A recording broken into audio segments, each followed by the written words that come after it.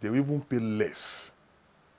They will pay less than the conventional taxi, where you used to pay 2,000 naira, you can pay less than 1,500, even 1,000, because you are sharing your ride with other customers, other users, meaning that the driver will end up earning more.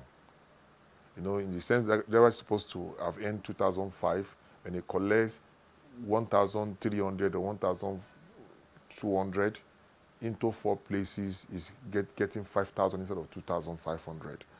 And the same distance cover when you pick only one person. You know, that will reduce a lot of traffic congestion if we can actually accept this concept introduced by Lagos Ride. You know, the traffic will be entirely reduced. But if Lagos Ride deploy enough vehicle, the 1,000 vehicle is not enough. I must be sincere with you. If we have more than this vehicle, handing over to those who needed job opportunity to pilot it, a lot of Lagosians will keep their vehicle at home and will make use of Lagos Ride. Lagos Ride can enter anywhere in the street of Lagos State, because the majority of these vehicles are SUV. They can enter some bad area, and we have sampled it. You understand? It is not low vehicle, it's high on the ground. They can maneuver some bad spot. I see it as a solution if it's being piloted appropriately. Online transport system is already a smart system way of transportation, coupled with a lot of mechanism being embedded in it to make transportation easy, using a stone to kill 2 to 3 birds. Number one, the lag ride is not going to be conventional taxi.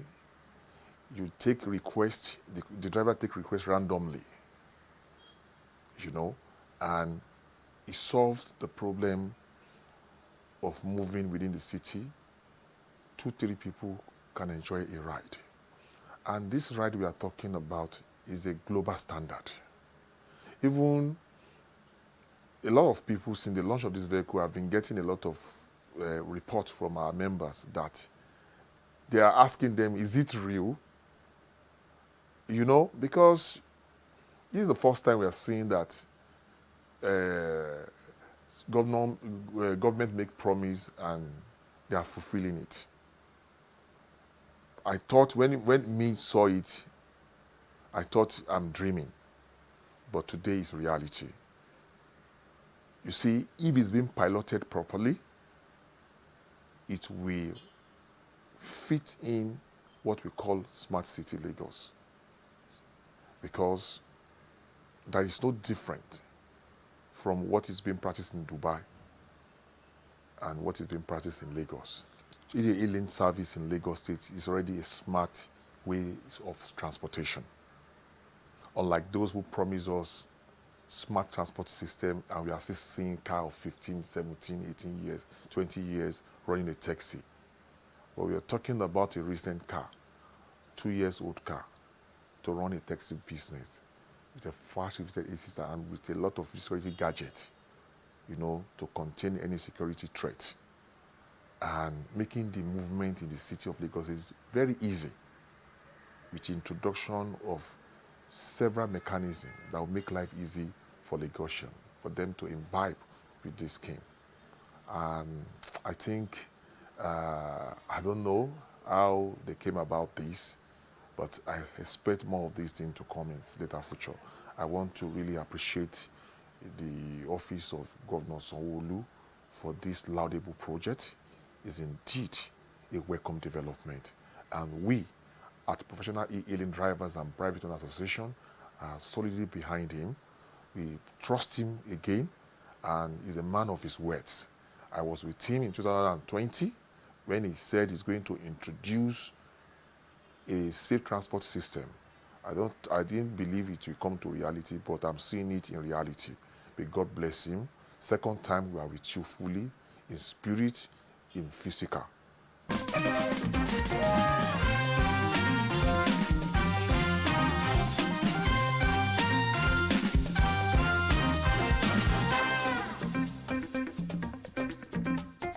That's all we have in this episode of the Greater Lagos Vision on Plus TV Africa. I'm Love Ikuku Oyedoku.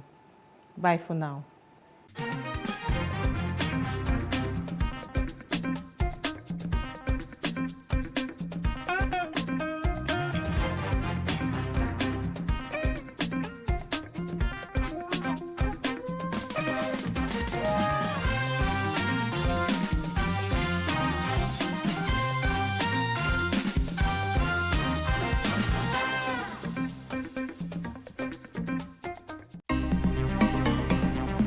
Life can be fun and rewarding, but it also comes with some risk.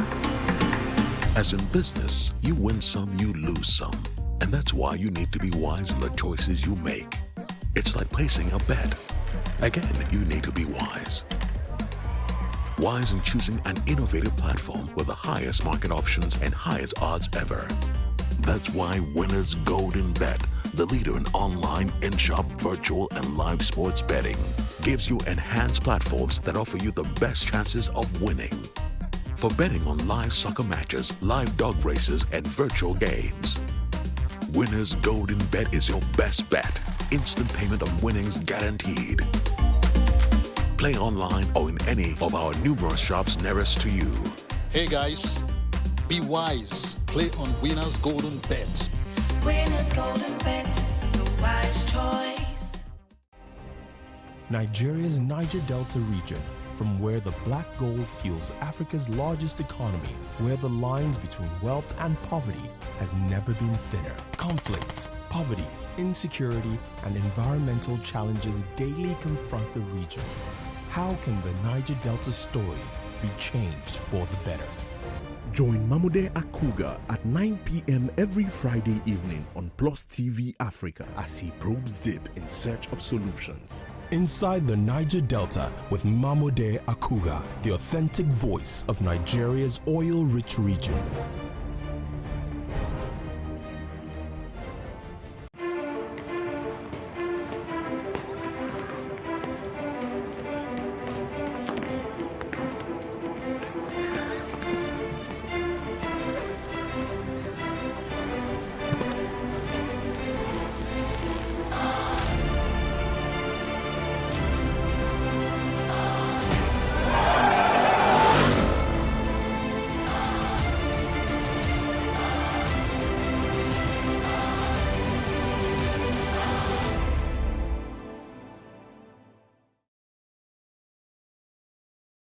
How can we have peace without justice?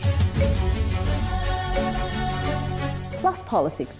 It's not just another political conversation, it's about keeping you in the know. The relevant interviews, asking the tough questions to those that matter. Get the answers you need. Does it mean that the people who were injured, people who were shot at, those who were involved in that stampede are not going to get justice? It is unfortunate, it is sad that we have a government of deaf and dumb. Analysis from top experts. The last election was not really an election. We feel that Obasanjo has a very special place in his heart for hating Ijaw people. I think it really boils down to two things. One, trust and accountability. Plus Politics, every weeknight at 7 p.m. on Plus TV Africa.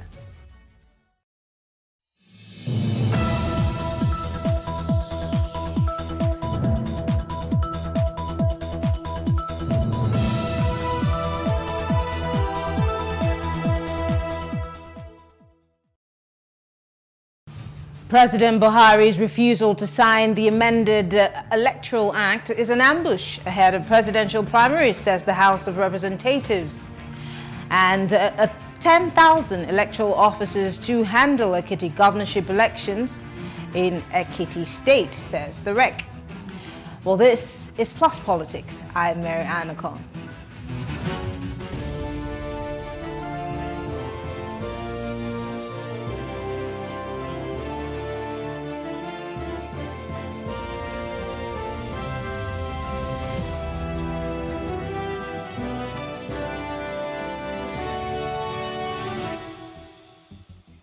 The leadership of the House of Representatives has called on political parties to ignore the delay by President Muhammadu Buhari in assenting to the amendment made by the National Assembly on the Electoral Act of 2022, which gives recognition to statutory delegates. Now, lawmakers who described the possible withdrawal of the assent to the amended bill by President Buhari as an ambush ahead of the presidential primaries have asked parties to go ahead and approve statutory delegates based on their respective constitutions. Now, on May 13, the Senate and the House of Representatives had passed an amendment to the Act that recognizes statutory delegates at primaries, congresses, and conventions of political parties. The majority leader of the House, Alhassan Ado Dogwa, alleged that some persons within the ruling All Progressive Congress and the government were misleading President Buhari on the amendment. Well, joining us to discuss this is Rima Shawulu. He is a member of the House of Representatives for Tunkum Donga Usa Federal Constituency in Plateau State. Thank you so much for joining us, Honorable. Thank you very much. Just a small correction. It's Takum Donga Usa and Yantu Federal Constituency of Taraba State. Of Taraba State, apologies. Thank you so much for joining us. Let's start with the urgency that seems to come with the president assenting to this particular amendment. Why is there a sense of urgency? Is it really needed? Even though the House of Representatives has given an order saying parties should go ahead and approve statutory delegates according to their party constitution. I'm surprised the House leader will make such a pronouncement. The canon of our existence, democratic existence, is that there is separation of power between the executive, legislature, and the judiciary. A law is only a law if it is assented to by the president. The National Assembly cannot order the parties to follow an act that has not, a bill that has not been assented to by the president. It is only when the president has assented to a bill that it becomes an act and it becomes a law binding. The political parties and INEC are not bound by any bill that has not been assented to by the president.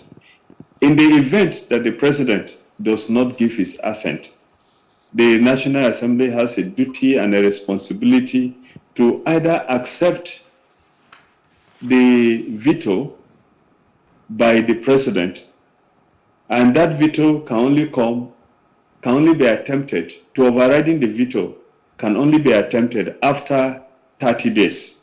I don't think that the president has reached the threshold of 30 days, number one, and the National Assembly, even a joint resolution of the National Assembly, a resolution of both the Senate and the House, cannot replace a validly, cannot replace an act. An act, for anything to become an act, it must be assented to by the president. Now, I think the problem that we have is simply that the National Assembly, in my opinion, did some kind of legislative overreach. In the first place, the National Assembly, it has been my considered opinion that the National Assembly should not be legislating for the political parties. The parties were meant to be, or are meant to be, self-governing entities. I have made my point very clear before that the parties should be allowed to do whatever they want to do.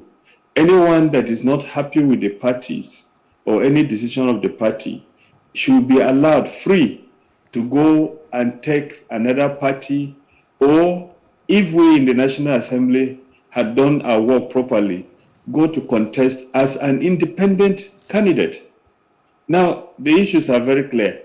There are some democratic gains that the late Gani Fahimi went to court, up to Supreme Court, and that were achieved. Honorable, you were trying to explain to us what political parties, the powers that political parties have in terms of picking these delegates. And you also said that if that the National Assembly should not have a right to interfere in party politics, that this should solely be the job of political parties. Now, I remember that we had a conversation earlier in the year when we were also talking about the issue of indirect or direct primaries, and this is also a position that was taken by the National Assembly, something that you opposed. But then you also made a mention of the fact that political parties can do whatever they want, and I wanted to ask, whatever they want, or should it be done within the confines of the Electoral Act? No, now we are bound by the Electoral Act. We cannot do anything on our own. We cannot go ahead, and which is why it is not possible for National Assembly to order parties to work contrary to the Electoral Act. Until the President signs the amendment, we cannot, the parties, any party that adopts the amendment that have not been assented to by the President is going outside the confines of the law, the confines of the Constitution. And the point I was making really is that when you say political parties should do whatever they should do, I'm simply saying the political parties should be bound by their rules. Political parties are supposed to have clearly spelled out rules, and these rules are supposed to be obeyed. National Assembly now goes to write rules for parties on how parties should conduct their affairs. That is what has brought about the confusion that we have in the country today. And I think I've made the point very clear in the past that in some parts of the world, in a place like the UK, for instance, parties go to source for candidates that will contest election. And the parties that source for those people that will contest elections, should be allowed to source for those people. And the parties, anyone that is nominated by any political party is not automatically a representative of the people until that person has contested the general election that is conducted by INEC, and that person stands in competition with other candidates. The point is that today we have written laws, and in the bid to micromanage the political parties, we have now excluded us, members of the National Assembly, elected party officials, governors, president, and so we now want to change it quickly. What if the change that we are making brings out other problems?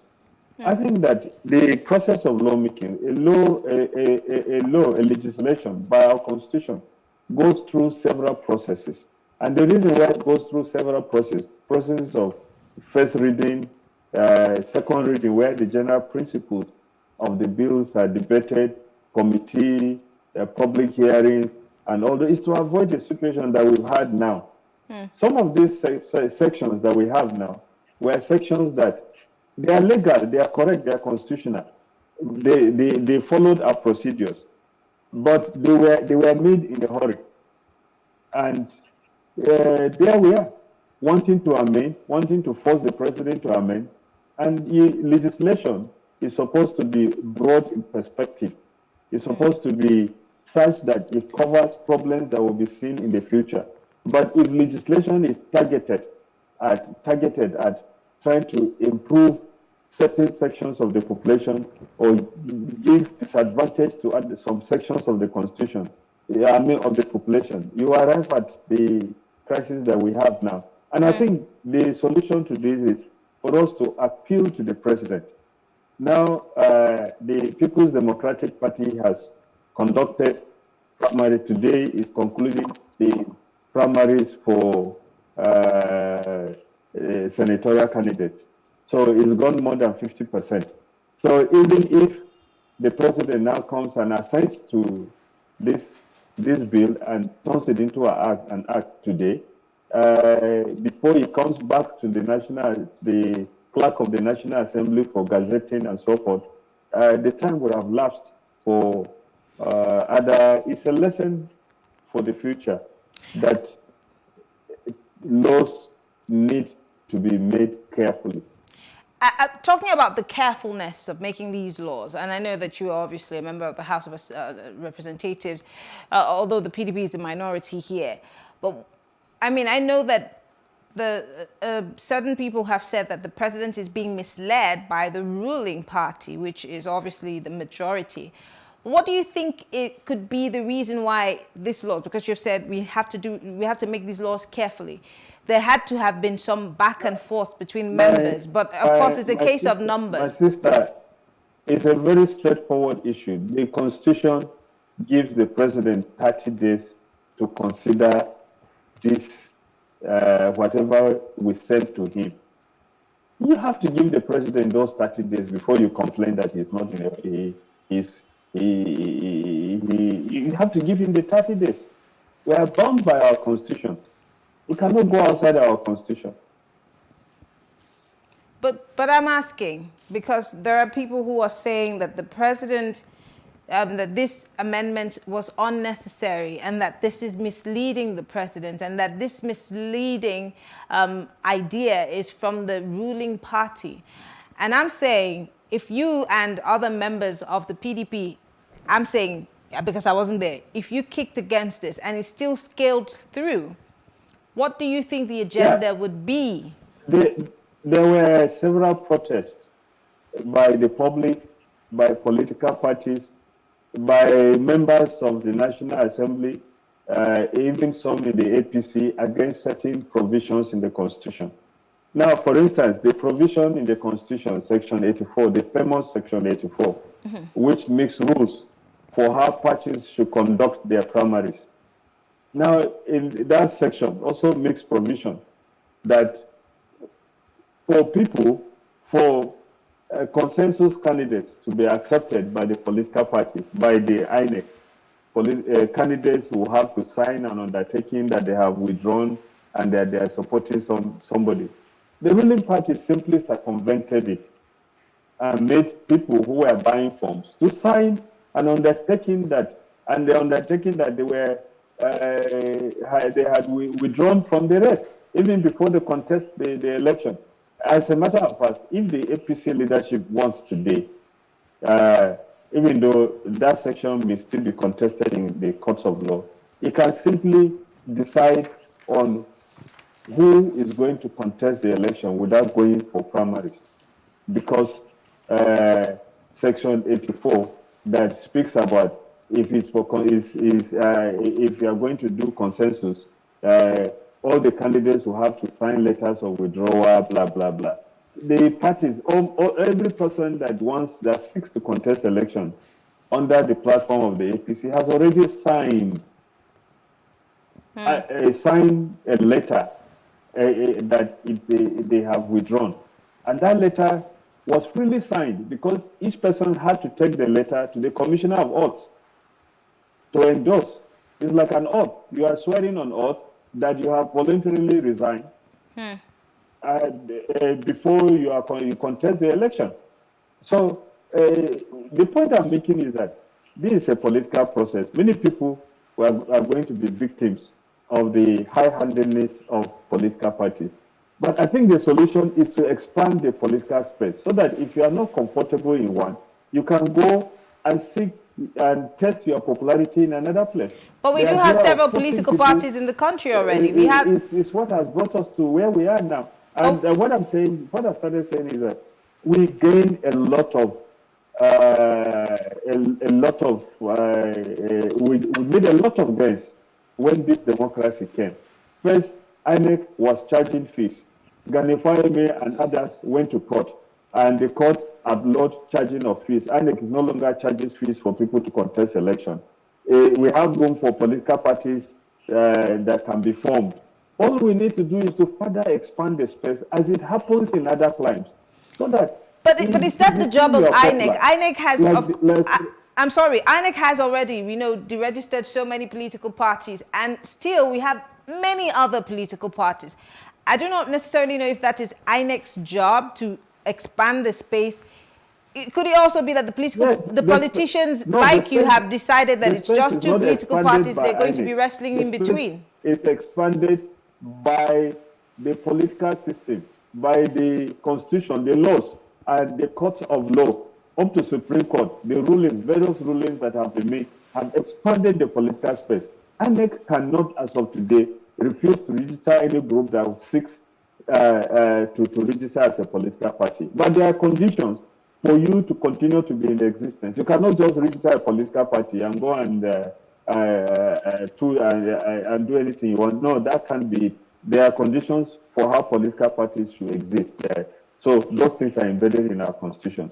I think what we need to do going forward is that in the next assembly, every effort should be made to expunge provisions in the Electoral Act that seek to control and micromanage the political parties. If a political party decides that it's going to bring members of one family to contest election, so be it. The people will reject them. That is democracy. If you seek to impose candidates because you have money or because you are in government, you will meet the electorate. And as the political system, the part of INEC is to ensure that we have a good voting system where people votes will actually count. If you impose a candidate because you are a governor, because you have money, they are going to meet people during the election. And people will reject. Many people have lost, including sitting governors. I can count to you several sitting governors that did not win senatorial elections. And I assure you there have been many more sitting governors that seek to go to the Senate that will not go to the Senate because the public will reject them. And that is how it is. If you impose a candidate, many people have been imposed. People are crying wolf even in the ongoing PDP primaries about certain things that have happened. We are waiting. We have 1 year. We have 8 months to the election. If you are dissatisfied, you adopt another candidate in another party and work for that candidate to win, to defeat the people that you think have made things bad for you and your people. That is how it is. But we should not write rules for parties because that does not develop democracy. I hear you. I hear you. That reduces the power of our system. I hear you and I appreciate where you're coming from. But I mean, I also wanted not to ask this question, but I will ask. It's great that you're saying that this is what you expect that the next National Assembly will do. But then who's to say that the majority is still not going to be selfish? Because, permit me to use the word selfish, because of what they are all interested in. It's a game of interest, like you said, it's a political thing. But where does the interest of the average voter come in? You talk about governors endorsing candidates, endorsing, other people to run for Senate, et cetera, et cetera. This has been the modus operandi for a long time. And if people are benefiting from it more and more, and half the time these people emerge as the party flag bearers and find their way into government house, whether it be federal or state, who's going to sit there and make that change if they're also benefiting from it? Yeah, you are right when you speak about that, because if you look at Nigeria, especially from 1999 to date, you need to ask yourself, what are the gains that we have made? It's my considered opinion that the last years have been, we have not done much. Nigeria has been a disappointment to Africa. Nigeria has been a disappointment to its people. Nigeria is more divided now than it has ever been. And the rules of the system, the freedom and the rights that the people have, a lot of it have been taken away by non-state actors that the state should have driven out of the country, out of our system. The rights and the welfare of the people are being compromised by people who hold political offices. You can look at it properly and see that most states, you saw people have been in government for 8 years. You cannot see what they have done. Some come to the television to tell lies that they have done projects that don't exist. You have a situation where people take other people for granted. They want power because they want to impose one group on the other. They have created ethnic animosities. They have created problems for people that Nigeria is now more divided than it was even during the Civil War. So you are right. The people come in because of their interest. Now, the solution to it is a political system. It's a system where votes will really count. So far, we've had a problem where people write the election results. You can see, for instance, the situation we had in the last election, 2019. Borno State, for instance, where we have Boko Haram, had more people vote in it than in Rivers State that was peaceful and Ebonyi State combined. So the fact that votes don't count gives room for people to want to go and turn themselves into warlords, into virtual terrorists for the people in the state areas where they have domain. And the reason they do that, and they succeed in doing that, because elections actually have not been taking place. And people are praying and hopeful that INEC this time around will actually use the beavers in all states of the Federation and in every place where elections are going to take place. It doesn't matter who wins. If the person that wins was elected by the people, it means that the people will be able to drive him out if he does not perform. But if you even look at the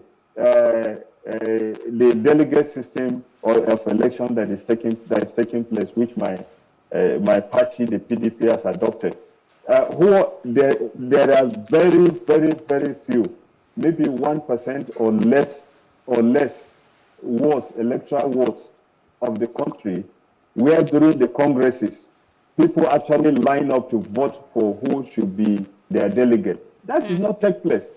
Some stakeholders, some governors, and some warlords in some states where there are no governors sat down and wrote down the names of people that are delegates. In some places, people put the names of their children, put the names of their wives, put the names of their aunties, their mothers as delegates, people who cannot read or write. And so you say, okay, you are going to hold election, you are going to hold Congress, people are going to queue up, but those people have not been, if you even check, the membership cards of those people were just manufactured just before the election. But who should take that blame? Because you see, every time I have conversations with INEC on voter education, educating, actually, they say that, look, the job of educating the public, even though INEC has a job, but then the political parties also have a job in educating its people. I'm talking about the issue of delegates here.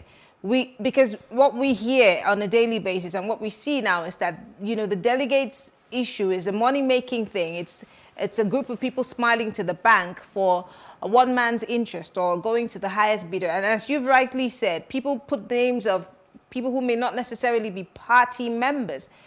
But then when asked about party registers and who the people are within these parties, there's radio silence. So again, can we really be pointing fingers if those fingers are not pointing back at us? And when I say us, I'm talking about you and every other politician who is in a political party. Why are parties not engaging, their members? That is the point I'm making. That is the point I'm making, that we in the political system have been a disappointment and a failure to the country. And if youth rise up, if people rise up against us, they'll be completely justified, because we don't play according to the rules.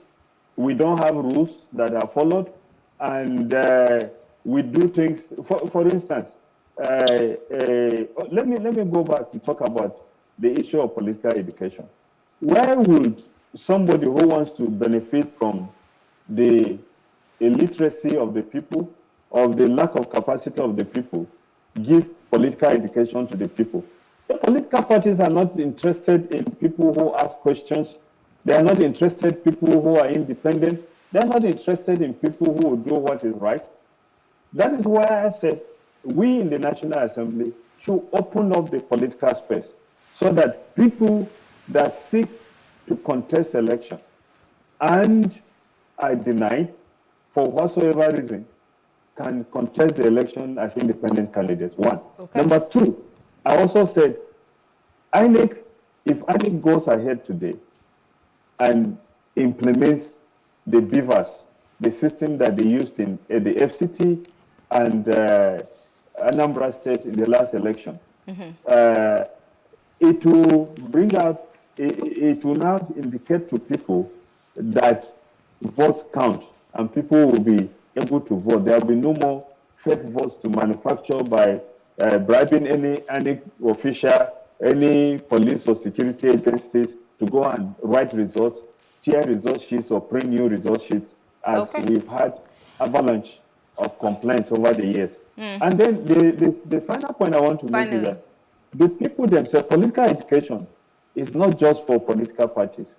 The political education is for civil society groups, community-based organizations, faith-based organizations.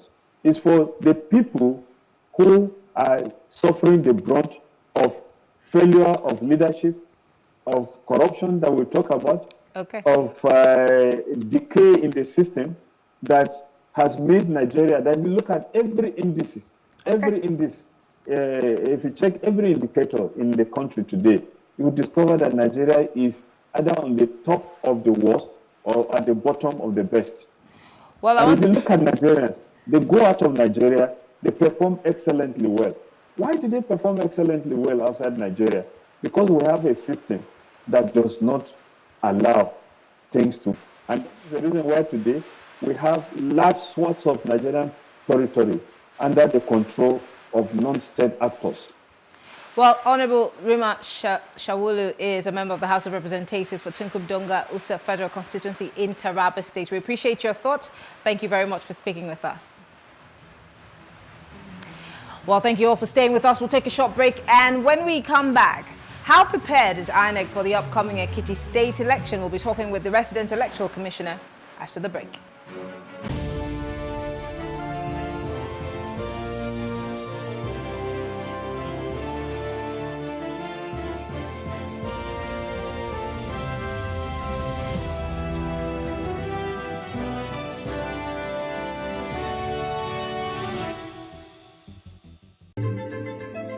Nigeria, by extension, Africa, is faced with a lot of challenges. The growing youth population with little engagement, that is a ticking time bomb. We are a blessed people with diverse culture and highly cerebral minds who have a lot to say. And yes, we are talking.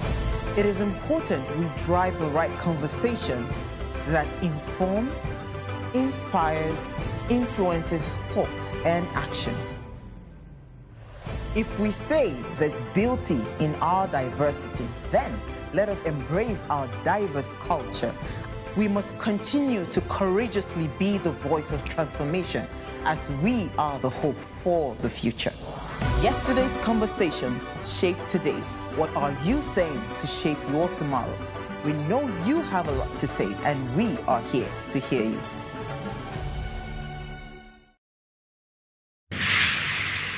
So what are the top decisions that the United States considers necessary that Nigeria must take? I like to think of my interactions as conversations, not interviews. And that's why I say asking questions is both an art and a science. Everyone says in Islam, you are allowed to have 4 wives. Is it mandatory? The right question enables answers that educate, inform, clarify, and help you, the viewer, to better understand the issue before making up your mind. Our goal is to reduce from 10 to 2 days the time it takes to register businesses in Nigeria. Join me every week on this station, Plus TV Africa, and gain exclusive access to my conversations. I'm Angela Ajetumobi.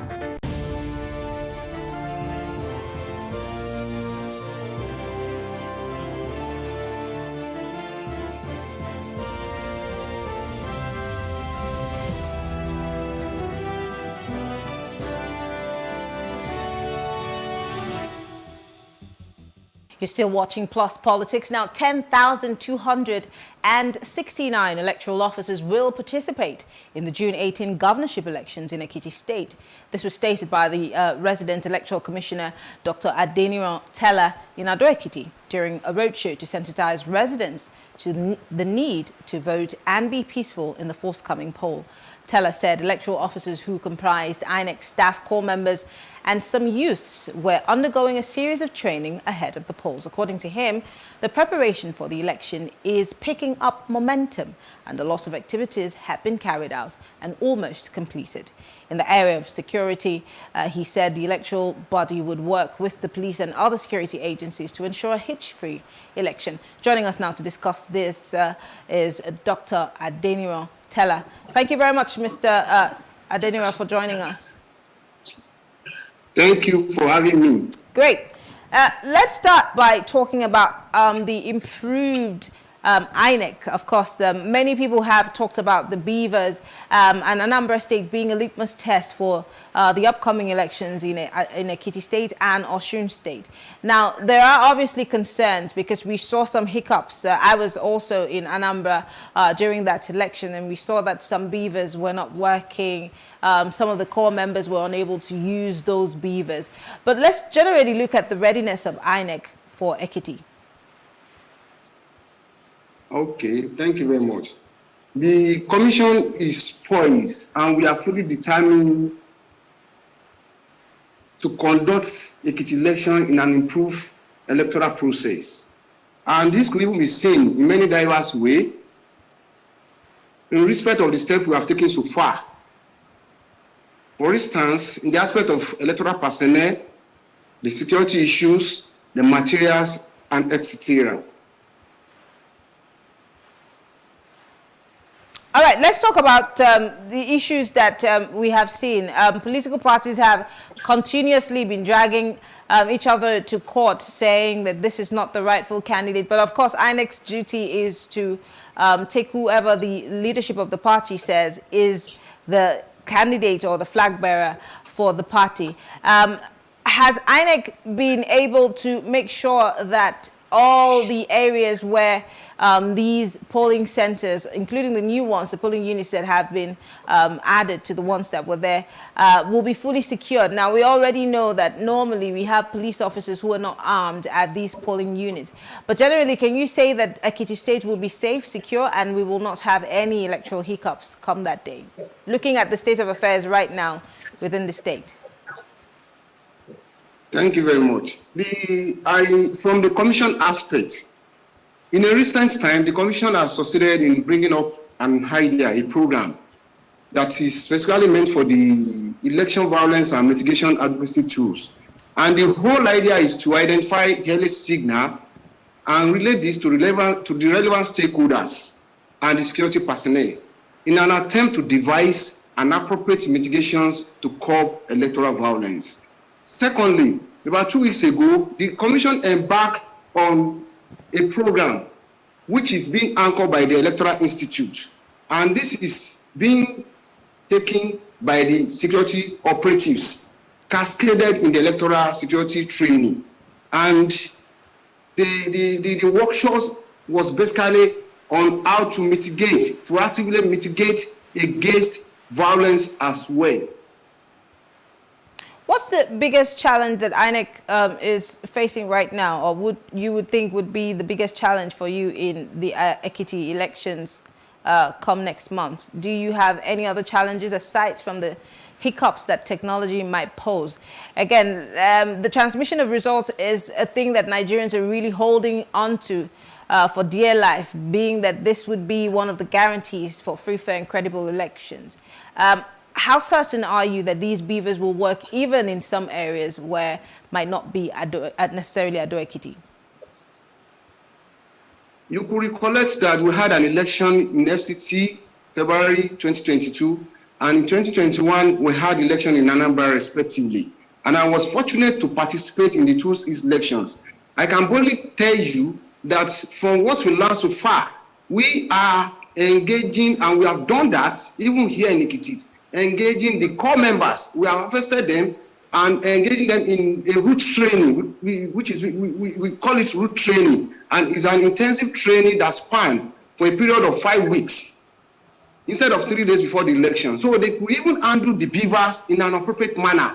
There are some certain hindrances that we pose with the use of beavers, but as I speak to you, we are able to summon the courage and have the challenges over. So we never envisage any problem as it is now.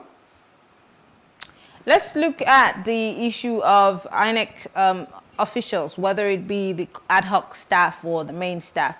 Many have also queried the steadfastness of INEC officials. We've also seen INEC officials being, charged to court on election, malpractices.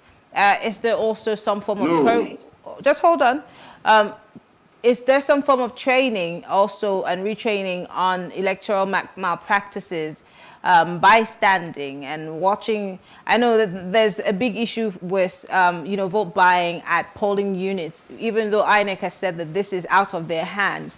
But is there any form of upgrade that the INEC has come up with to help with the issue of vote buying and electoral malpractices?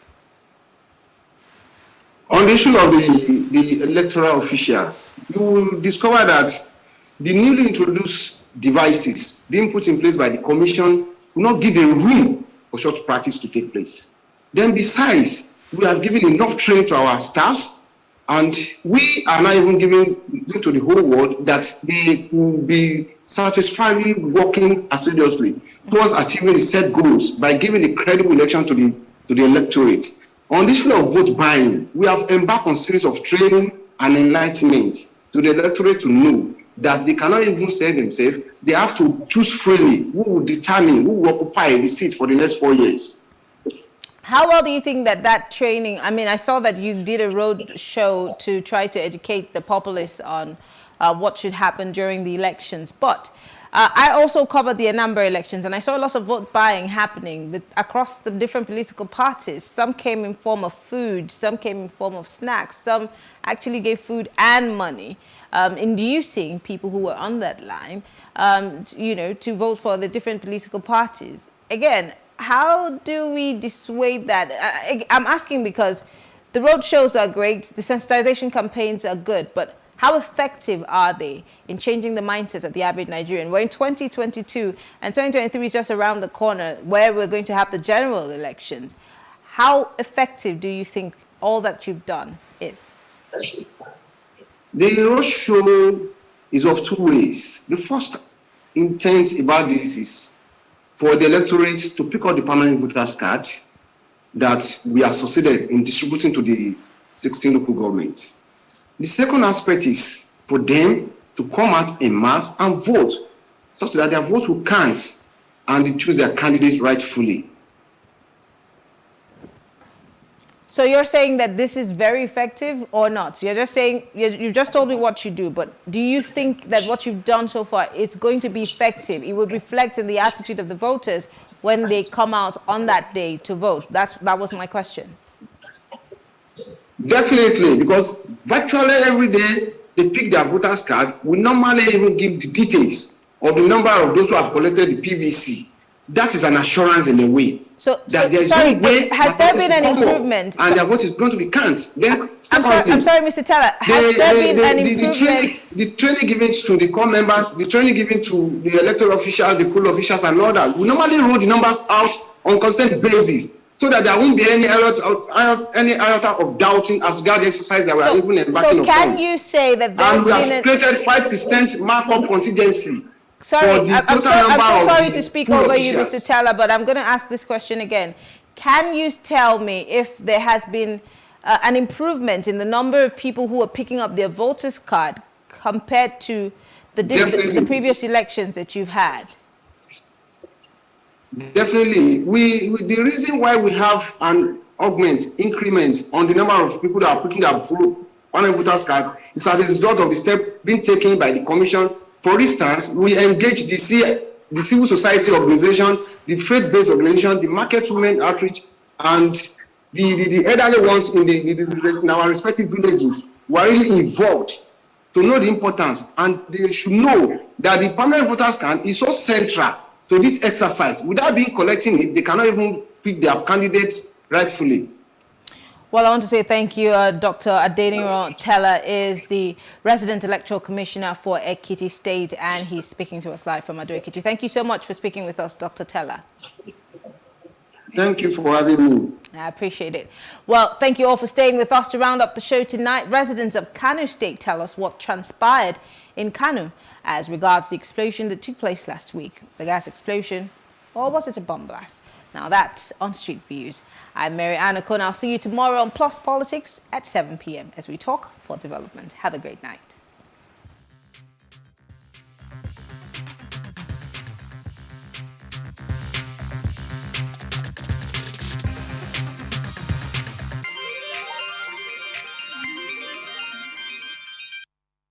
Actually, I'm a teacher in a school. So after our assembly in the morning, I was in the class teaching, and all of a sudden we hear a sound. And on reaching here, we saw the whole thing that happened today. But the painful thing is that the government are telling us that it is gas, while the evidence of the whole thing showing here is showing that it's a bomb blast. So I don't know why the government will be lying to us. Anybody where they talk saying a gas, na lie, no be gas. Let the government tell us the truth. Let the government say the truth. But if they don't say the truth, God go say the truth. Say everywhere now. After the gas, if you go up this end road, it moves one building house. If you go to that place for the road, one new building, it blow all the glasses. He killed my brother, two of my brother here. Yeah? Come here, come they tell us now, gas. No be gas. Now bomb. A bomb. It's bomb blasters. This one is not a gas. It's bomb blasters. Just play Kano State government to come and help us. Now I'm talking that human being body parts inside this place. Please, we are begging Kano State government to help us. Please. Some say this bomb blast, that is the people that are carrying bomb for body. But it's only God knows what happened exactly. It's a bomb explosion. Bomb explosion yesterday. So I just have lost my phone. So nothing happened.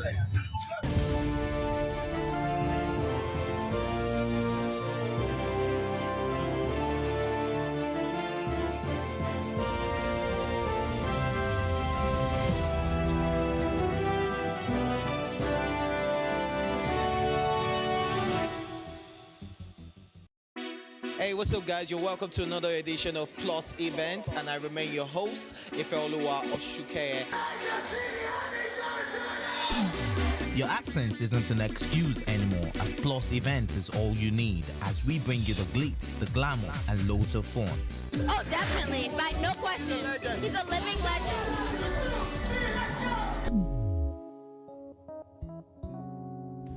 Oh, God forbid, Holy Ghost fire, I know. I just want to be blown away. I want to be wild. This is 11 years of doing it.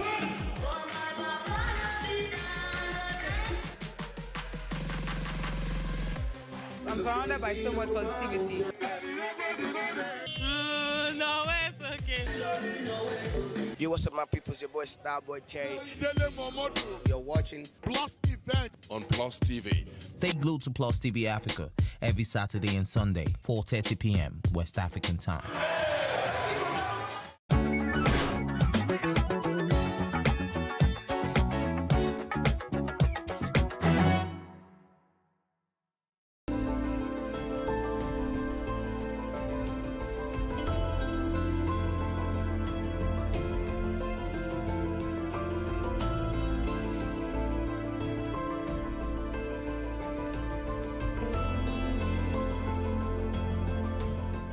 When I heard him, we were not actually, I didn't know he was a sickler until last year. Though at birth, from birth till like age 2, he was always getting sick, always leg pain, my hand and everything. We did a genotype test, then they told us to say AA. So we didn't even think it was sickle cell anemia. So once it clocked 2, he stopped having crisis. So we continued like that until last year. It was a mistake. So it was during the exam, he now started serious, couldn't breathe properly again. Though naturally, he's always been on the, no matter what he eats, he doesn't add weight. But for him, I knew from birth that he was a sickler. Some of my own experience are the hand pain. The hand pain, I've never experienced the hand pain. I only experienced it once after all the pains were gone. But the chest thing was the first I started experiencing. When there is a deformity in this oxygen carrying capacity of the blood, that is, there is a deformity in the red blood cells. This oxygen carrying capacity, it becomes abnormal. It can no longer hold. Now, what we call sickling, that word sickle cell comes from sickling of the red blood cells. The red blood cell is a concave, and when it is now sickled, it's cut, it's sickled, like a sickle. That means the ability to carry oxygen is reduced. There are a lot of challenges, but I will go with, growing up having sickle cell is one of the most difficult things ever. And I believe also that surviving sickle cell is dependent on how the world has been treated. Living with it in your school days, you have to know how to survive. Sometimes you miss classes, you miss exams because you're having a crisis. Sometimes you have to, the relationship between your family and friends becomes, there's this strain, especially if you don't have a patient family, that really understand what sickle cell is. I was exposed to a lot of medications, a lot of treatments, a lot of prayer houses, a lot of deliverance sessions. So, being a child, you have no option.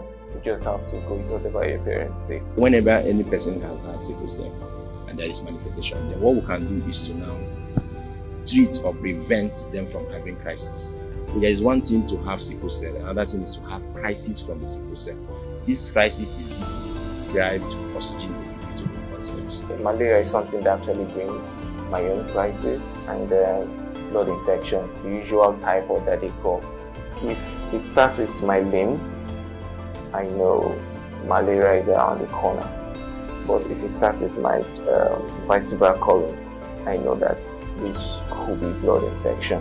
What makes me know that, okay, probably I'm going into crisis is that I start feeling a bit tired, a bit weak. Then I start feeling these pinches, on my body. I started having crisis even before we knew it was sickle cell. So I've been living with I'm 35 now. So let me say for 35 years.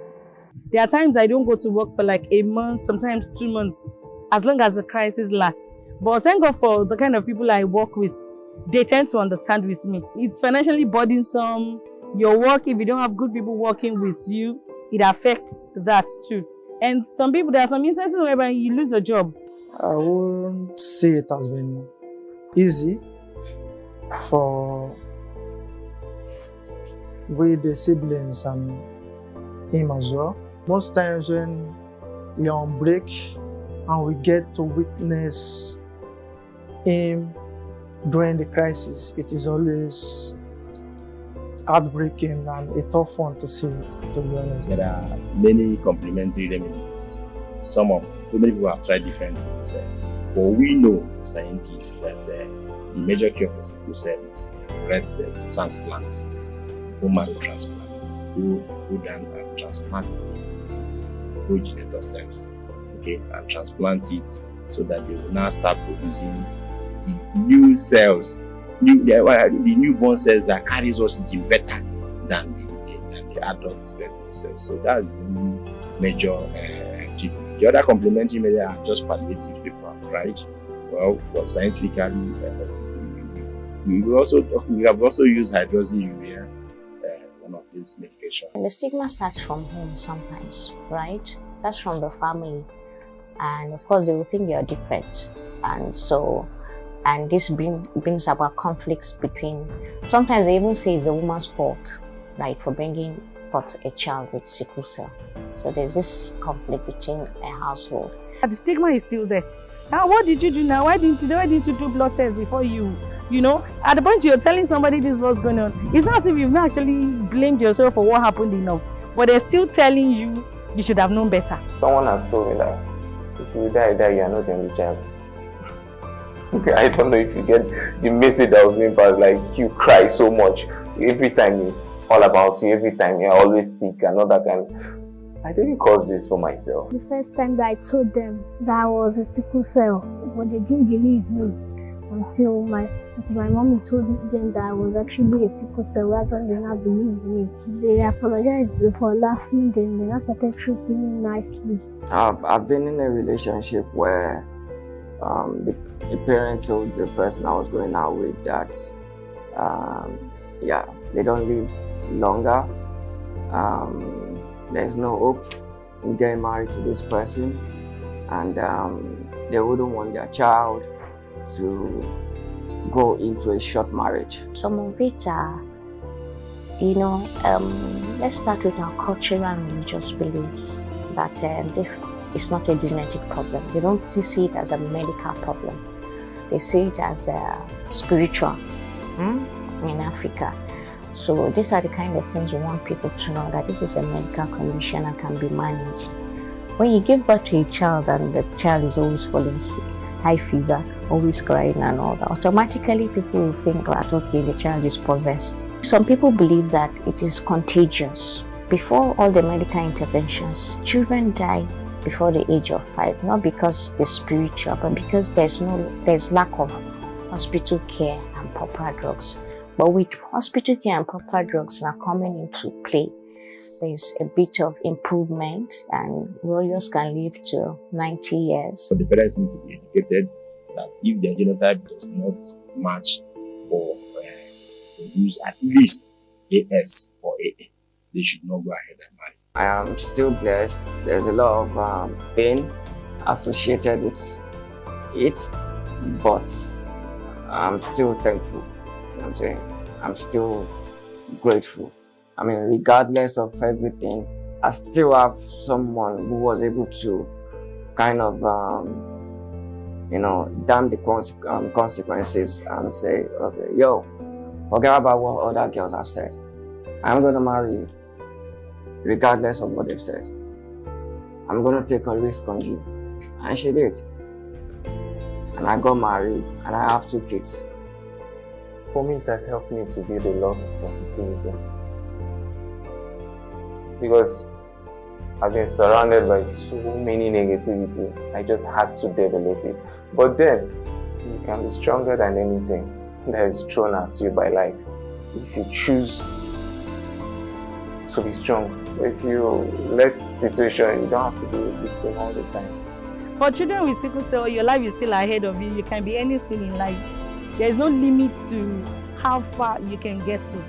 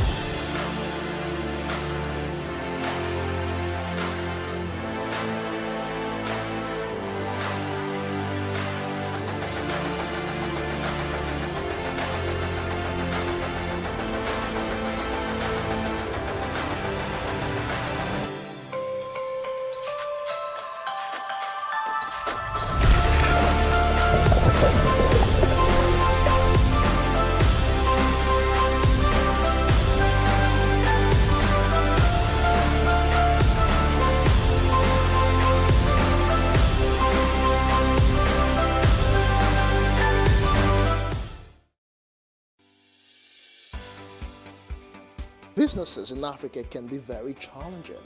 In Nigeria, it is particularly intimidating, and successful builders have learned how to navigate a hostile environment to unlock opportunities. But one major challenge businesses face is how to filter through the noise and identify where their ideal customers exist.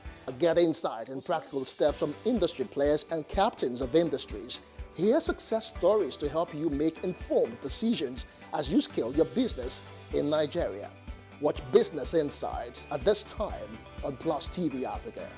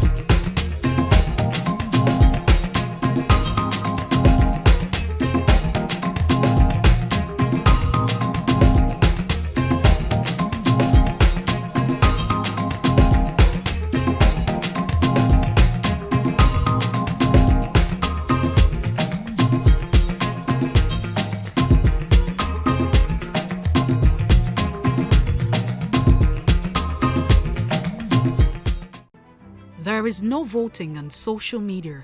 To vote, you would require a permanent voter's card. To get your PVC, visit cvr.inecnigeria.org. Create your account with a valid email address and start the registration process. An activation link will be sent to you.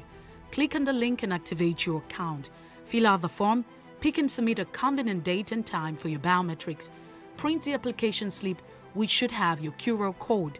On the appointed date, go to the nearest INEC office for your biometric capturing. Thereafter, you will get a registration slip to pick your permanent voter's card when ready. Get your PVC today. This message is from Plus TV Africa.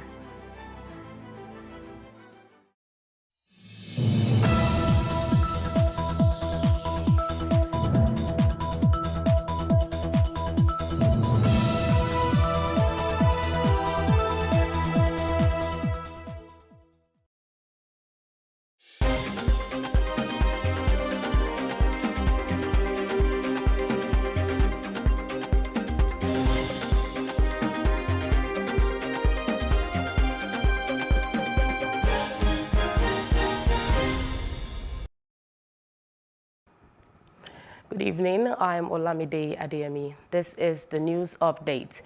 Operatives of the EFCC today stormed the residence of former Imo State Governor Rocha Sokorocha. The residence is in the Maitama area of the FCT. We'll bring you more details as they unfold. Moving on, the chairman of Osun State chapter of the APC, Boyega Famodun, has condemned the attack on members of the correspondent chapel of the Nigerian Union of Journalists by some suspected political thugs yesterday. Famodun commiserated with the journalists and some members who were attacked when the party's governorship campaign train visited Gbongan, Ayeda Adeleke government. The chairman described the attack as wicked, uncivilized, crude, callous, shocking, inhuman, and against the tenets of democracy. The injured newsmen were, however, taken to a private hospital at the Ogoluwa area of Osogbo for treatment after they returned to the state capital.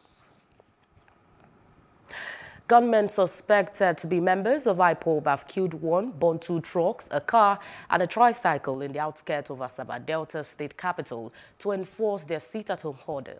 The attack is coming barely a few days after the proposed attack rumor on Asaba went viral on the social media if residents of the state capital did not comply with the sit-at-home order.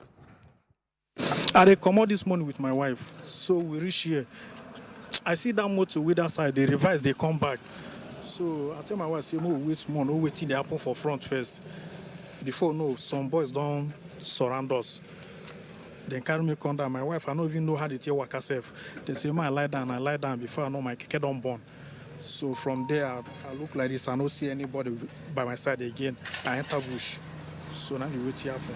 Who are those guys? Can you identify them? I don't know. I don't know them. How many are they? I can't count them. I don't know.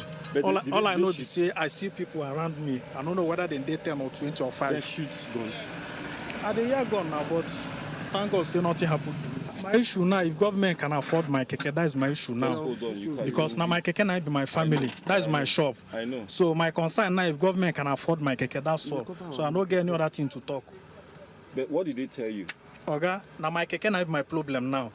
As I dey like this now, no get what I think they feed my family. With all mannerism of press statement by IPOBs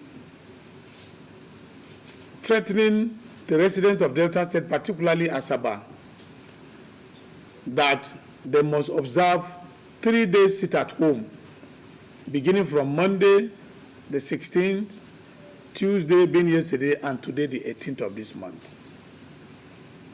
Consequently, the command under my watch mobilized all the human and material resources available within my reach, and of course, to showcase to the world what this command is capable of doing. As a result, my men have been out 24/7, beginning from the day that we got this information, particularly on the threat by members of IPOB, so ESN. Our men went out on show of force on Monday. We dominated the whole command, not just Asaba alone, to showcase to them that we are capable of deterring them from whatever sinister intention they had in mind. Now, as Nigeria prepares for another round of elections in 2023, citizens have continued to express their views on what their expectations are. And that's on Street Views.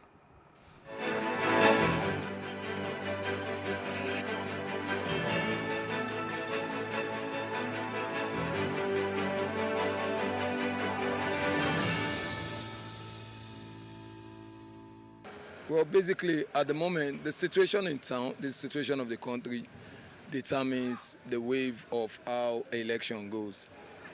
The government of the day are so much messed up, and even the blind and the deaf in the society can tell. So for 2023, I believe that it's going to be about the corporate need of the society beyond individualisms. Because if we don't get it right this time as a corporate society, we cannot get it out again. So basically, the performance of the present government will determine the result of this 2023 election. Hopefully, I'm expecting the power to change from the ruling party to the other party, which is PDP, because I think every part of everywhere corner of the country, they are tired of the ruling party, which is the APC, because instead of things to like being stabilized in a way, it's getting too hard for people to, so people can't bear it anymore. That's my views on it. Yes, we've been hearing that too, but people are tired of suffering. So I believe people will come out to vote for their choice. That will really make peace. Because imposing people on party members have always brought menace to our society. When people vote for their right choice and the right choice wins, it brings peace to the world. So I believe at this election, people will vote for their right choice.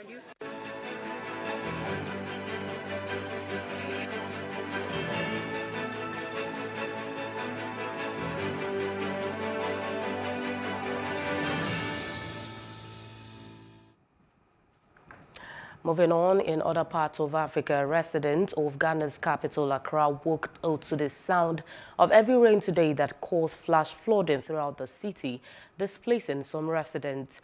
Seasonal rains in West Africa, which tend to start in June and last until October, often cause deadly floods in urban areas. There have so far been no casualties reported following the flood.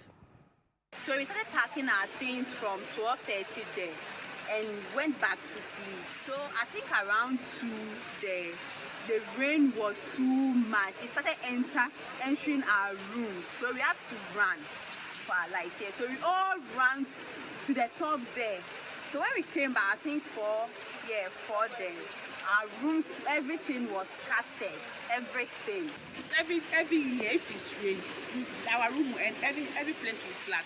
If you go, you see the gutter even break. So if the water, within 30 minutes, you see the water is full up and it's enter people's room, which is very bad. Our government and our leaders, they don't think up. They think they are own. They are doing them. They are taking Ghana money for their own property with their children, their cousins. They are enjoying Ghana money.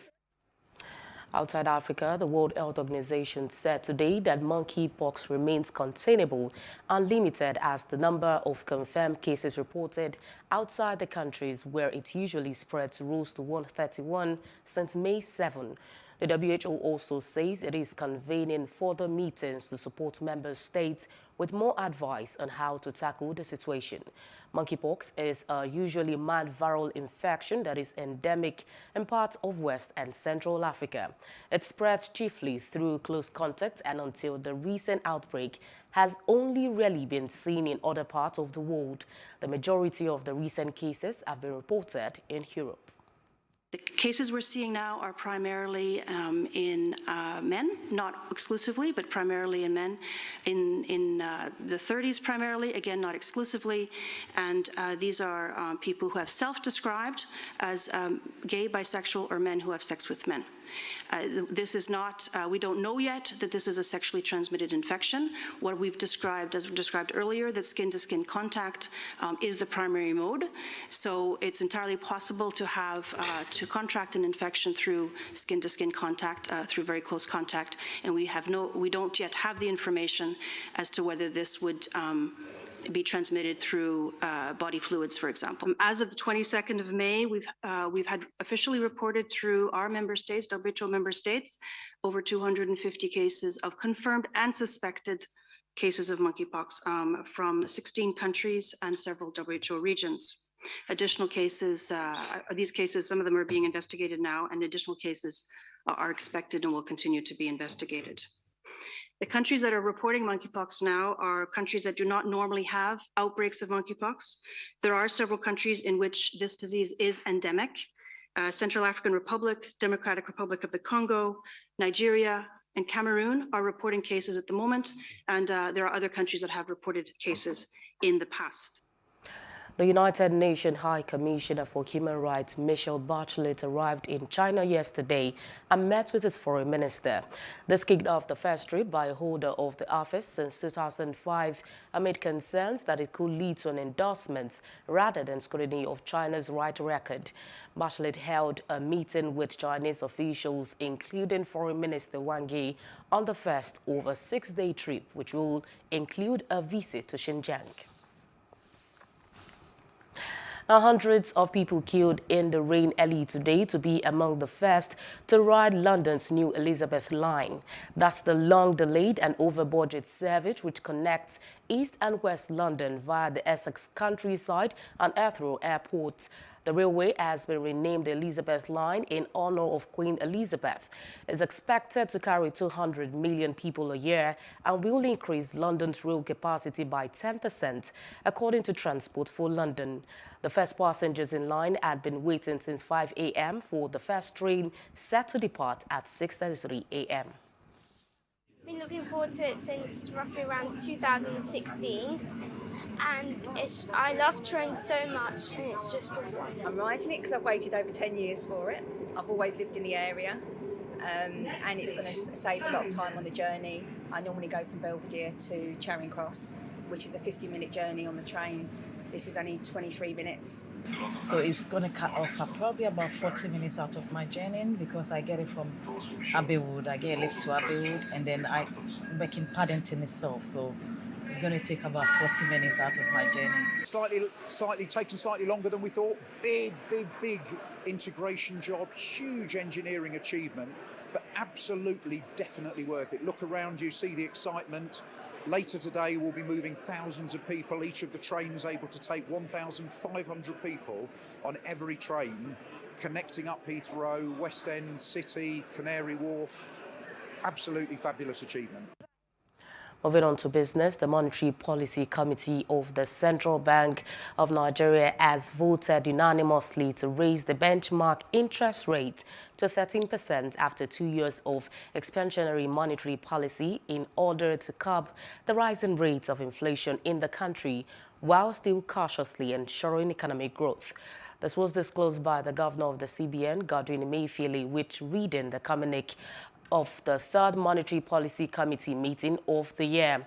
The rate, which had been at 11.5% since September 2020 in a bid to spur recovery from the recession recorded due to the COVID-19, has now been raised by the Apex Bank after the inflation rate rose above 16%. Moving on to entertainment, American reality TV star Kourtney Kardashian had added the last name of her husband, Travis Barker, on her Instagram profile. This is coming a day after the newlywed shared pictures of her wedding on her Instagram page with the caption introducing Mr. and Mrs. Barker. The duo had held a lavish wedding ceremony in Italy on Sunday with family and friends in attendance.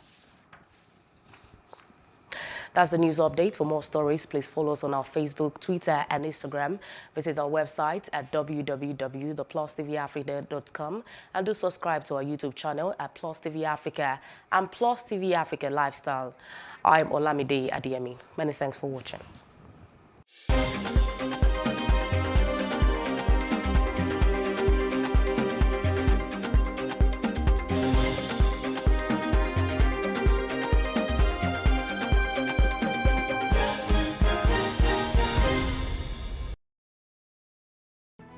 There is no voting on social media.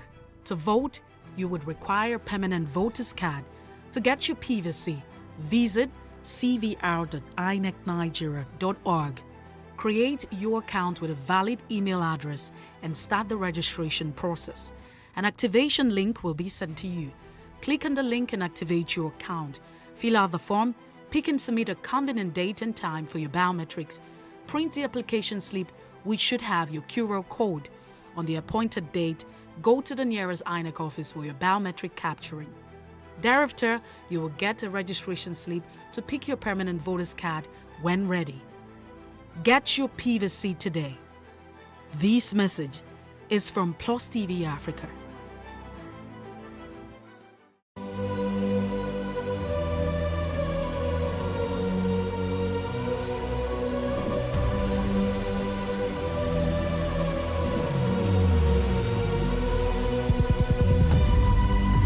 What we do not understand, we will stigmatize. What you can see is the remaining of the tanker that exploded. The suspect equally confessed.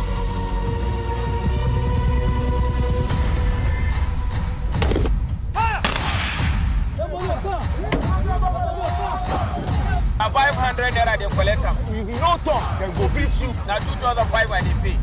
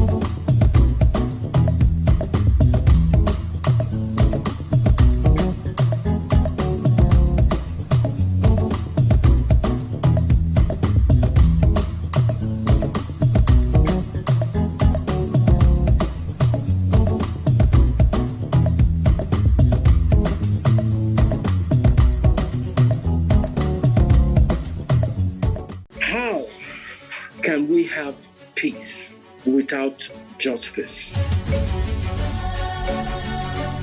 Plus Politics. It's not just another political conversation, it's about keeping you in the know. The relevant interviews, asking the tough questions to those that matter. Get the answers you need.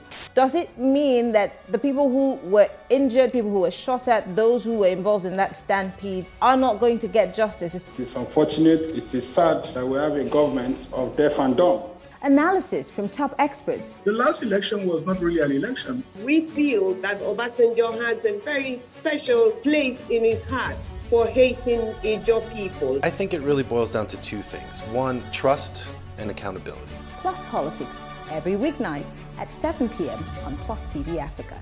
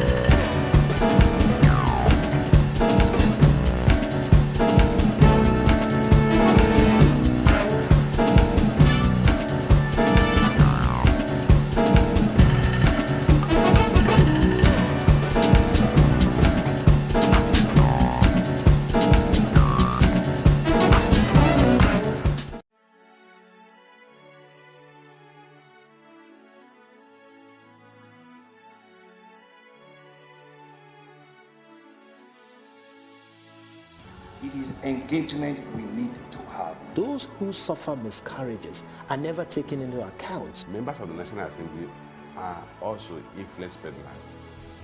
You are sitting on Nigerians' money. From the Babin, I pay my rent. On the Babin, I send my children to school. A consultative engagement. No any tangible notification before they ban us. It's one thing for people to be at your back and the heat of the moment, and another thing for them to still be with you when push comes to shove. I will do everything to take Lagos out of the national grid.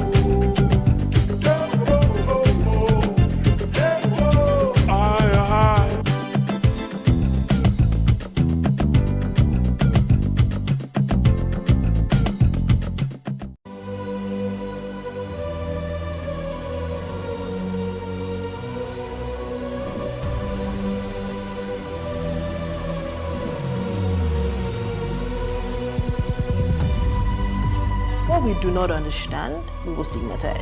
What you can see is the remaining of the tanker that exploded. The suspect equally confessed.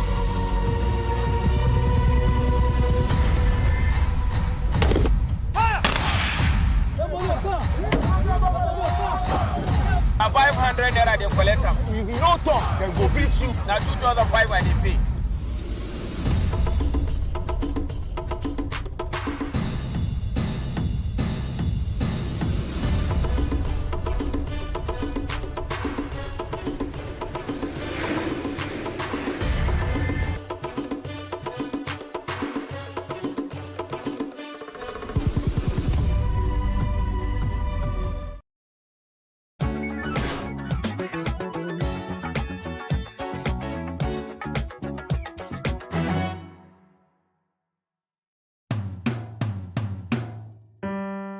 Hello there, my name is Olusegun Shonubi.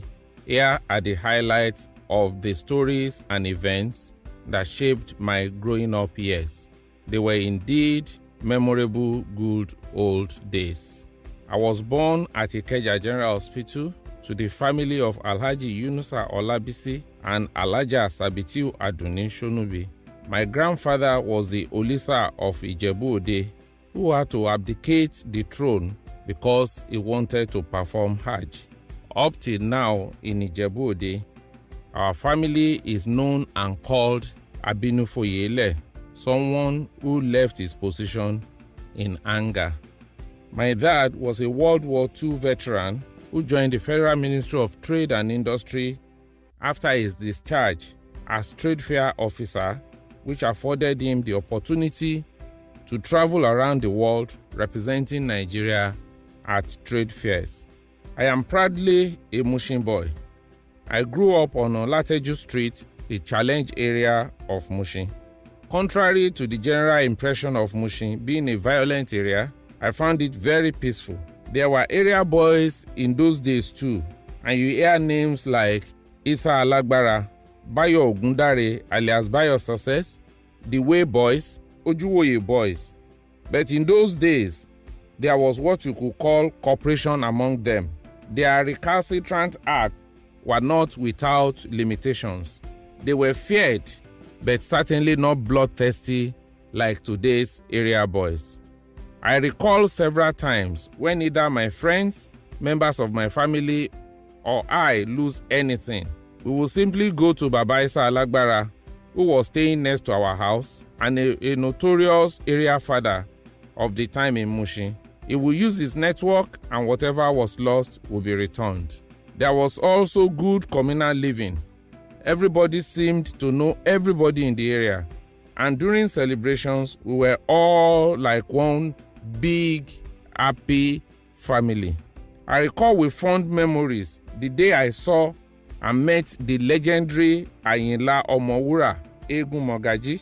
He had come to play for Bayo Ogundare alias Bayo Success, the first popular NURTW chairman and the henchman of the defunct National Party of Nigeria. Bayo Success had lost his mother and contracted Ayinla Omowura to play for him. Bayo Success, who equally lived in our area, had approached my dad to allow Ayinla Omowura, who came early for the occasion, to stay on our balcony till it was his turn to go on stage. A close encounter that would take a long time to leave one's memory. My growing up was memorable, but being from a polygamous home, my dad was not always at home. So my mom assumed both roles of father and mother. She was a strict disciplinarian. She would regularly search my school bag, and anytime she saw something that did not belong to me, she would start singing, "Ọmọ yín ò ṣàgbàfọ̀, ó ń kájọ wálé, ẹ rójú olè ẹ ò mú. Ọmọ yín ò ṣàgbàfọ̀, ó ń káṣọ wálé, ẹ rójú olè ẹ ò mú." Meaning your son is not a dry cleaner and he brings different clothes home. You did not arrest the thief.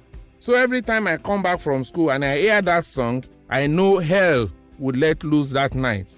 But she will allow me to eat dinner and sleep. She would then wake me up in the middle of the night, ask where I got the things from, and if not satisfied with my answer, would beat the hell out of me.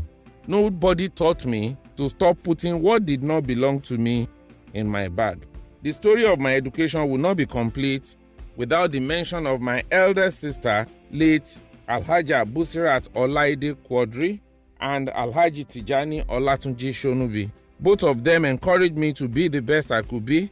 They sometimes would have paid for my school before my dad would be informed. The quality of education was high in my secondary school days. We had several foreign teachers, such as Indians, who taught us science subjects, and Ghanaian lecturers who taught the arts subjects like English and literature. In fact, it was one of those Indians who made me to like mathematics. It was equally during this period that I was introduced to the culture of reading, and I had read all the James Hadley Chase series and every other novel that I came across. One other thing that shaped my childhood and strengthened our extended family was that we started our family meeting in the 80s. During one of the meetings, we realized that some of my cousins, nieces, and nephews were not doing well in their education. I then volunteered to move from house to house and family to family to check their school works. Anytime they know that I was coming, they will be up to date with their homeworks, which I will review. I would then encourage on what to be done going forward and even scolded them where necessary. It got to a stage that most often their parents use me to threaten them if they don't face their academic work. Suffice it to say that the majority of them have become successful and living in the United Kingdom and United States of America. Such is the joy of a motivator and a mentor. We are who we are today because of those strict and controlled upbringing we had. Our levels of morals are what they are today because we were taught of the value of dignity in labor. Whatever we have achieved modestly is as a result of the lessons in contentment ingrained in our subconscious mind. Yes, we have deviance in our time too, but they were not as rampant as what obtains today around us. But all hope is not lost. I am a believer in a Nigeria that will be great again if we all collectively resolve to make the difference. And I believe we can. We can begin to take steps towards changing the narrative. Our children, your children, my children, certainly deserve a better and brighter future, not memories of the good old days. As an ardent believer in this drive, I therefore join Sir Shemo Oribadejo in this patriotic drive towards a greater tomorrow. Thank you.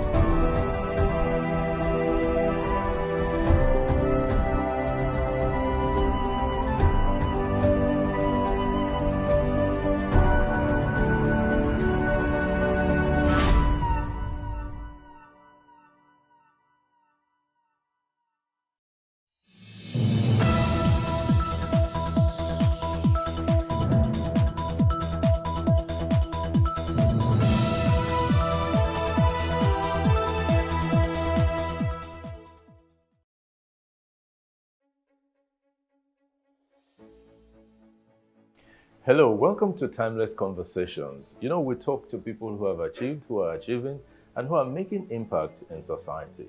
My guest today is a gentleman who is an achiever, who is a public servant because he served not just in Nigeria, he served in the United States of America, and he has worked tirelessly to make an impact. Right now, he is a candidate in the run-up for the ticket of the All Progressives Congress in Lagos State. I welcome Abdulhamid Olorunfemi Mustapha. You're welcome.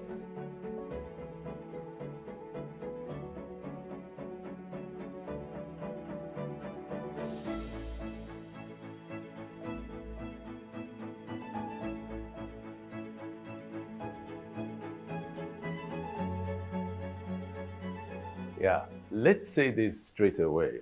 Many people wonder, who is Mustapha? You just came out of the blue. According to them, just came out of the blue.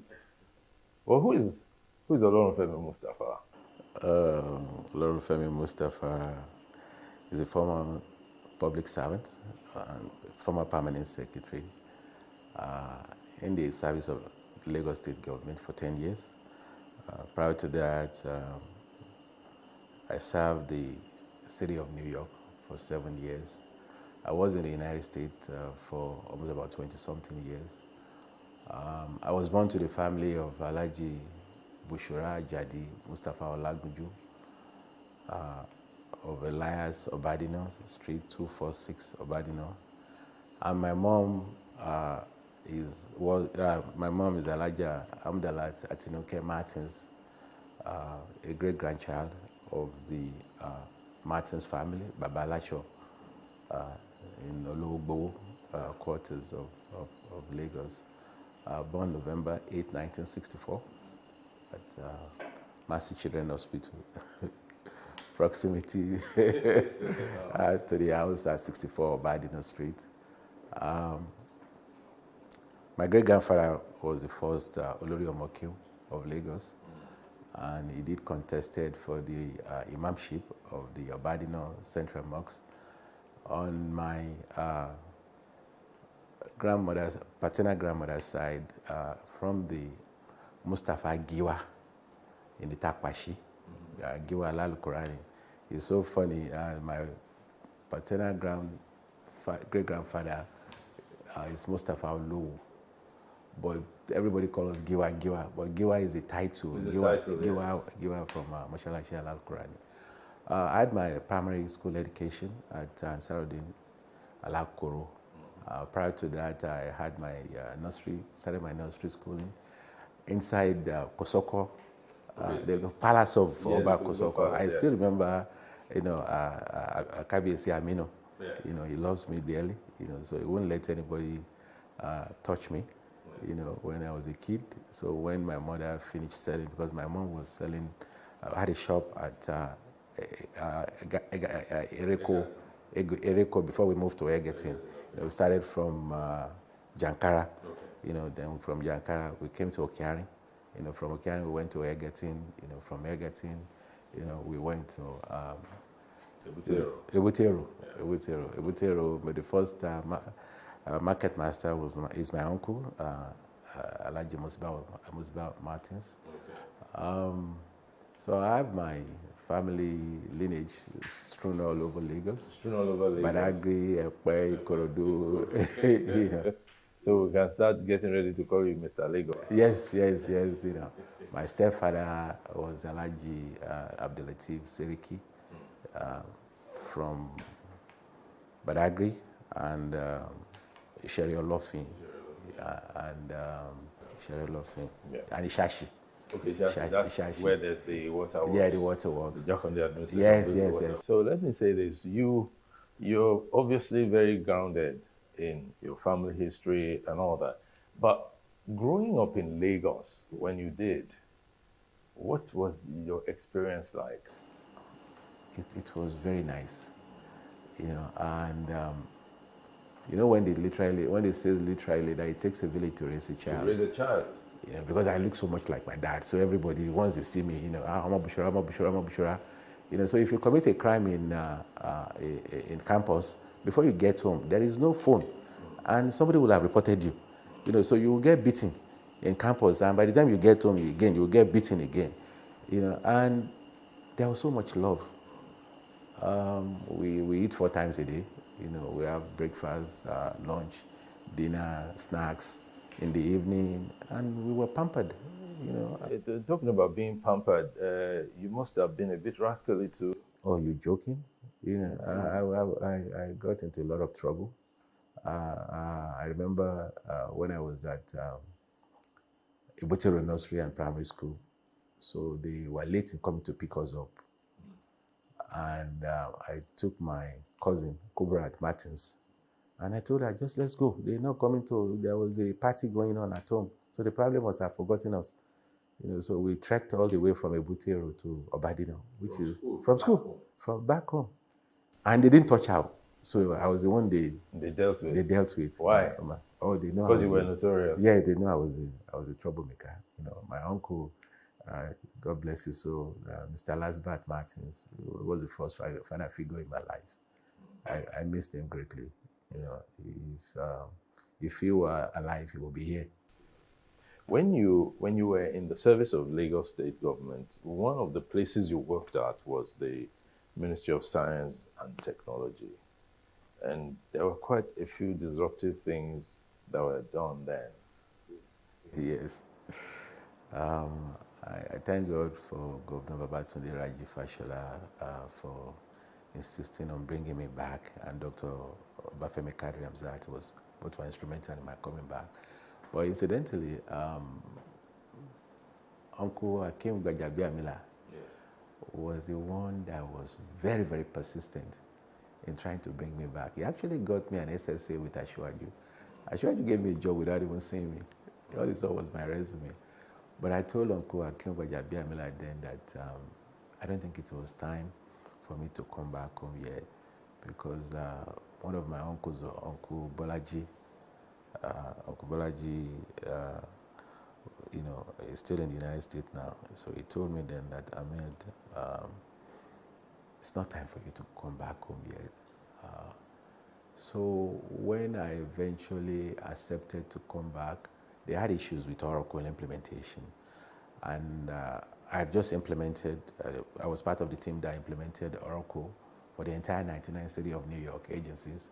In fact, we won an award, Best Collaborative App in 2005 from Mayor Bloomberg. And it was very innovative. You know, it was one of the largest Oracle install. So my agency, Financial Information Service Agency, we were in charge of the HR, payroll, debt management system, city time,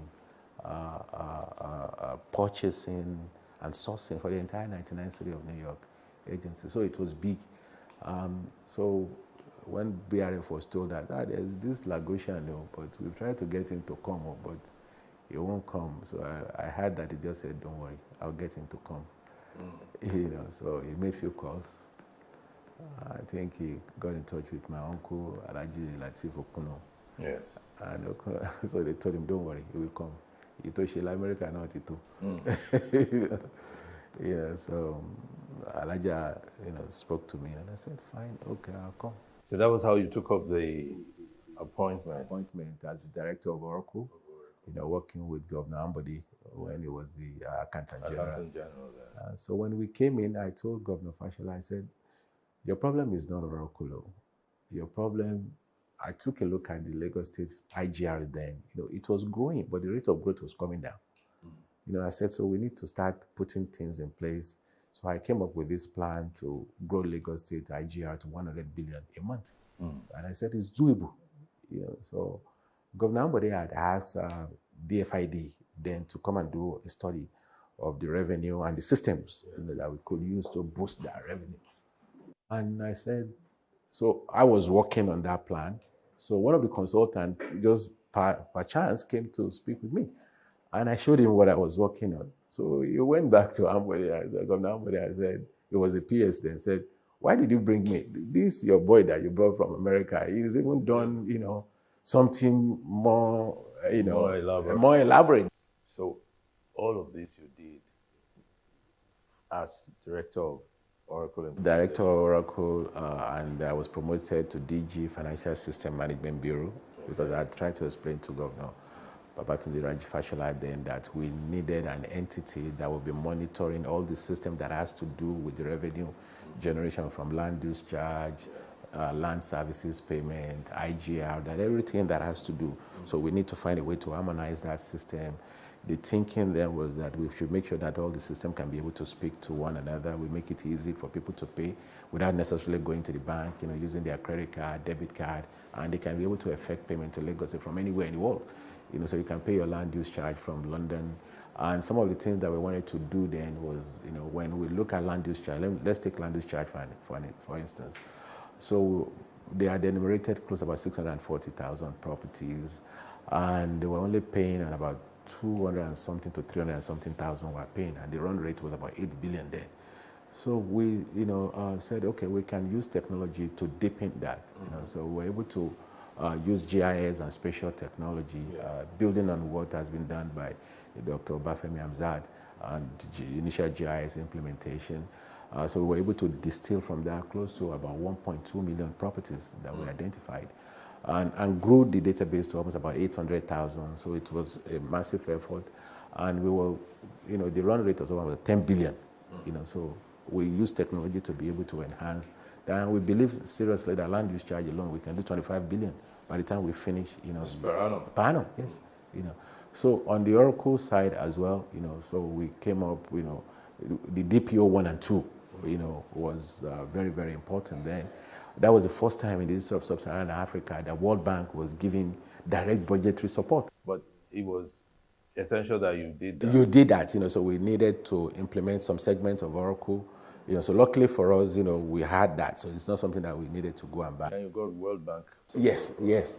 So that has to do with digitizing the procurement process, to support, the procurement agency, so which was key as part of the transparency, along with the generation of financial statement, making sure we publish our financial statement, statutory audits, set up the audit commission. So I was part of that negotiating team. So we just took care of the element that has to do with GIS and also expanding the Oracle. So when we came in, I think it was about 5 or 6 modules that were working. So we expanded that to about 10. And we got everybody using the Oracle purchasing and procurement process, which was big. So what would you say got you into wanting to do all of this? Because you were in America? Yes, I had the opportunity. When I was in the US, I remember my wife, she would tell me, why don't you build a fintech hub so that we can make money? You're always so concerned about what can work in Nigeria, what can work in Nigeria. See, without budgetary support, the government cannot do anything. So public service is very, very dear to me. And helping to raise the necessary revenue, which can translate into hospitals, schools, is very, very important. And the Asiwaju Bola Ahmed Tinubu and BRS Foundation had laid a master plan. So what just needed to be done was to complement that with technology to be able to accelerate the growth of the revenue, which correspondingly leads to increased performance in service delivery. So that was very, very important to me. So it was like a laser focus. Don't worry. Let's go back to your days in America. Part of what you did there was to serve in a city where you oversaw how many departments did you call it now? 99 city, all the 99 City of New York agencies. They were using my application for HR, payroll, debt management system. It was scary. You see, in America, all those small boys, that campaign for the mayor, they end up working with the mayor. And most of the boys that were working for Mayor Bloomberg, they're very sharp, very young boys, data-driven. If you go to a meeting in Mayor Bloomberg's office, you see banks of camera all over the place. They can tell you at any given time how many police officers are on duty, how many teachers came in, how many teachers came in late. We built such an intricate system that if at any time a teacher in the service of New York ever gets into trouble anywhere in the world, we will get the notification from Interpol and pull that teacher out within a second. Are you kidding? This is not technology in Nigeria. How were you able to do that? My background was in finance. Yes, that's it. That's why I asked the question. How were you able to do that? But when I started working in finance accounting, I started, I saw myself being drawn into, because accounting started moving from ledger-based to system-based then. Yeah. So the ACK and, all those new systems. Then you can say I'm a nerd, so I don't drink, I don't smoke, so just focus on my work. And when you're in the US, because you're black, you're an African, you must be twice as good to be able to maintain your job. So I never want to be felt wanting in whatever I do. So I put in a lot of effort, understanding those account packages. So it became indispensable. Mm-hmm. Was that what led you now to walk up to your boss and say, don't advertise that job? How? Because I knew I could do it. The experience that I built, I give an example. I have a testing team. So if I build an application, testing is a crucial component of making sure that the application is okay before it goes live. Mm-hmm. And I said, no, I can't use human beings to be able to process it. So I automated the process. So I created about 2,000 to 10,000 scripts covering different kind of business processes. So I automate it. So it's the machine, the computer. The computer is working while I'm sleeping, you know. And those scripts, those automation allows us to be able to, so what will have taken a human being about 6 months to do, I can do it in a week, you know, from the automation. Yeah. So I have a mainframe application talking to a client-server application, talking to a web application, and I'm taking cases, creating the test cases, running it, you know, doing the load testing, system testing, integration testing, and it was unique. Yeah, but it was unique, fine. However, your boss wanted to advertise, even went on to advertise the job. Because I knew then that I was the one that created this process that won us the award. So you know, how then did you get the job? You just walked up to him? I just walked up to him and said, don't advertise this job, done. I'm the best person for this position. So he insisted that he has to follow the process. And at the end of the day, I was the boss person because what I had done and what I was still doing, you know, speaks to, that had never been done. We were so good that IBM made my agency a beta center. So they will not release their product until I have tested it and certify it that it is okay before they take it. You know, so I know we had something good. So coming back to Nigeria and serving in Lagos State, I recall that some time ago they introduced the e-ticketing by last month and all that. That was you. Oh yes, yes. Governor Ambode just came one day and he said, I don't want last man running after anybody. I mean, go and make sure that can be done. I said, okay, sir. So I just got on the next flight and I know that the only agency that had that record set was the FRSC. Dr. Akim Boboyi, yes, one of the best human beings I've ever come across. You know, I never knew me. I just walked up to his office in Abuja. I didn't even have an appointment. I just gave them, I said, Governor Ambode lighted the fire under my rear hand and I had to jump on the train. And I just took some of the staffs of Soft Alliance with me to say, oh yeah, come, let's go. I called him Tola Nansom, I've forgotten his name. I said, just come with me. And on we go to Abuja. So they were able to give us this repository. I could confirm your driver's license. I could confirm your vehicle license. I could confirm your insurance. You know, so having those API, you know, we just build the front end. And when we tested it, I actually used Governor Ambode's driver's license to test. You know, and on that day, his driver's license had expired. And he looked at me and said, stupid boy, bring that thing down. You know, so I mean, he fell in love with it and he said, no, this is what I want to do. So we have done that along with what we call the central billing system, because ABC had done such a good job of revenue assurance at the back end. But okay, let me give you an example. So they ask you to go to lands to pay 10 million. So if you decide to pay 1 million, I will only know that 1 million that you pay. That original bill that says you should pay 10 million, I don't have it in Oracle. You know, so when that 1 million comes in at night, so I do a pretend generation, you know, debit the account receivable, credit sales, then debit cash and debit, you know, credit the account receivable to nil it. So, but with the central billing system, that 10 million that they say you should go and pay is in Oracle. So you can, with that, so no mago. Okay, so that makes it easier to track the money. God bless you. Yeah. Yes, and because it's an interface, so we were able to integrate to NIBS. So that was one of the things that, you know, I really enjoyed most. When I came in, so when we finished generating the payroll, so they would divide it into different banks. So the ones of Skybank, we go to Skybank, UBA, we go to UBA. So UBA will now ultimately take it to NIBS. So when I came in, I told Mr. Badija, I said, I need a switch. Egbon, give me a switch, give me a switch. He said, are you sure they will allow you to do it in Lagos? I said, bring it, don't worry. So we connected our payroll to NIBS. So as soon as we finish, everybody gets paid at once. You know, so that was how. Yes, that was how 23rd started, and everybody. So Governor Fashola was getting this acclamation. "Oh, guy, will let you." So he called me. He said, "I only don't want troublesome person that will do this without my approval." That would be you. That would be me. All right, we're going to take a break now.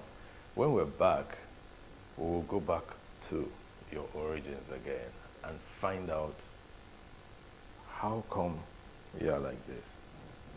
Please stay tuned.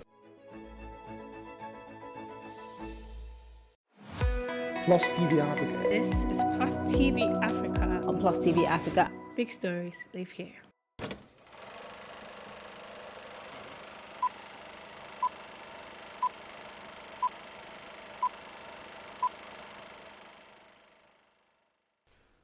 Welcome back. I'm still talking to Mr. Mustafa.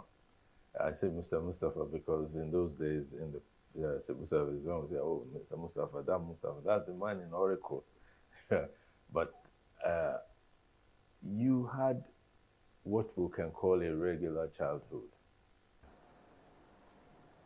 What in your childhood, or who in your childhood, prepared you for this? I'll say my dad. Say my dad. Bùṣọ́lá Àjàdí ọmọ Ògúnlérè Ìjọjà lọ. Ọmọ Dòsùnmú Ajíwẹ̀ Fóòṣà. Ọmọ olórí ọmọ kéwú gbogbo ìlú Èkó. Arìngbẹ̀gbẹ̀ bí ẹni ẹ̀gbẹ́ ń dùn. Ṣé mẹ́gbẹ̀ẹ́ àti tájàdé máa jẹ ló ń wá? Were you his first child or first? I was the ninth. The ninth? Yeah, but I stayed with him the most. The most. The most.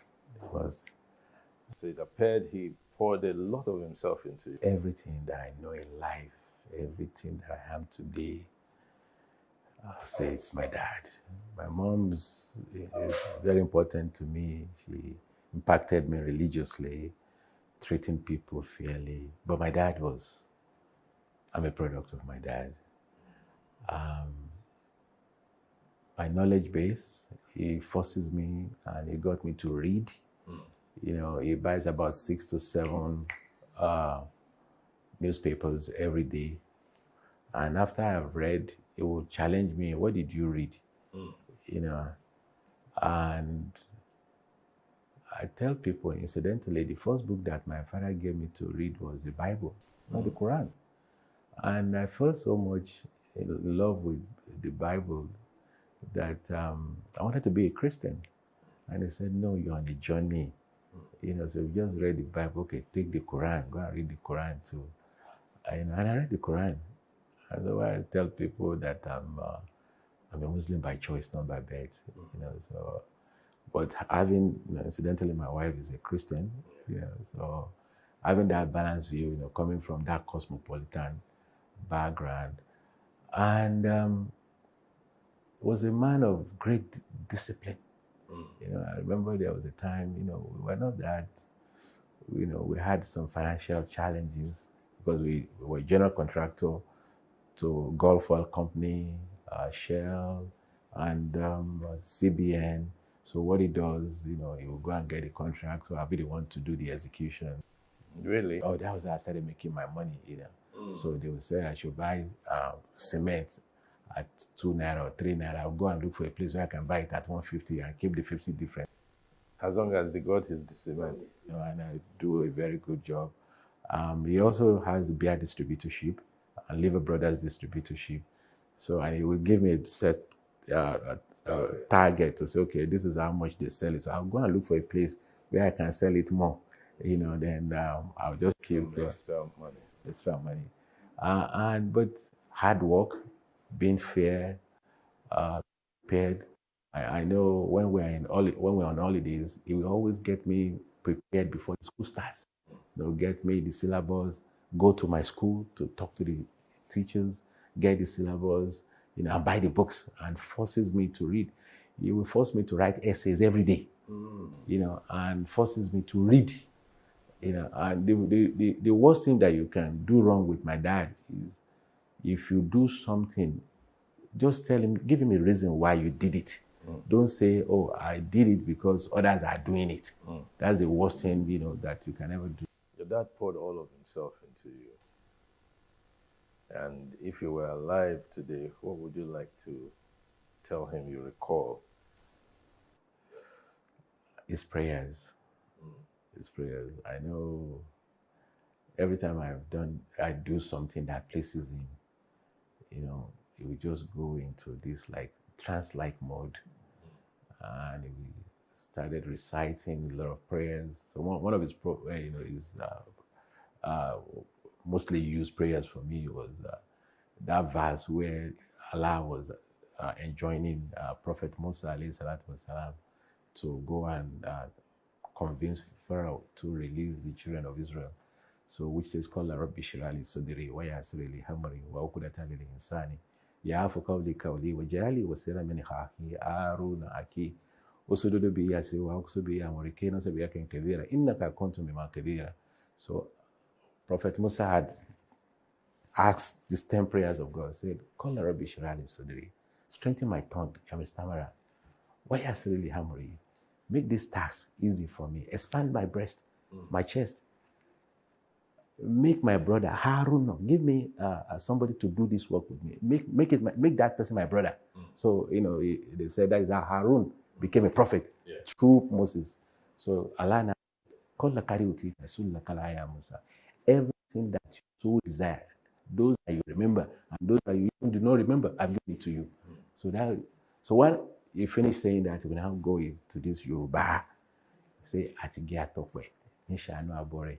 Allah no ni one atigi atokpe nisha no abore Allah no ni one adisa atigi atokpe nisha no abore Allah no ni one, and I will get annoyed. You've already recited the Quran. What's this atigi atokpe? But in English, he was simply relating to his cosmology, the reality that you always find helper. That the high priest, yes, yes, always finds favor. Favor, yes, yes. With nature. With nature. So you are going to find favor. But you didn't understand. I didn't. I wish I would allow him to have said so much of it. Because every time I look at my life, I'm a product of grace. I've always find people at the critical problem in my life. They just come. And it's like this signing footprint of time that my father-in-law gave me, Sahi Okoye, late Sahi Okoye.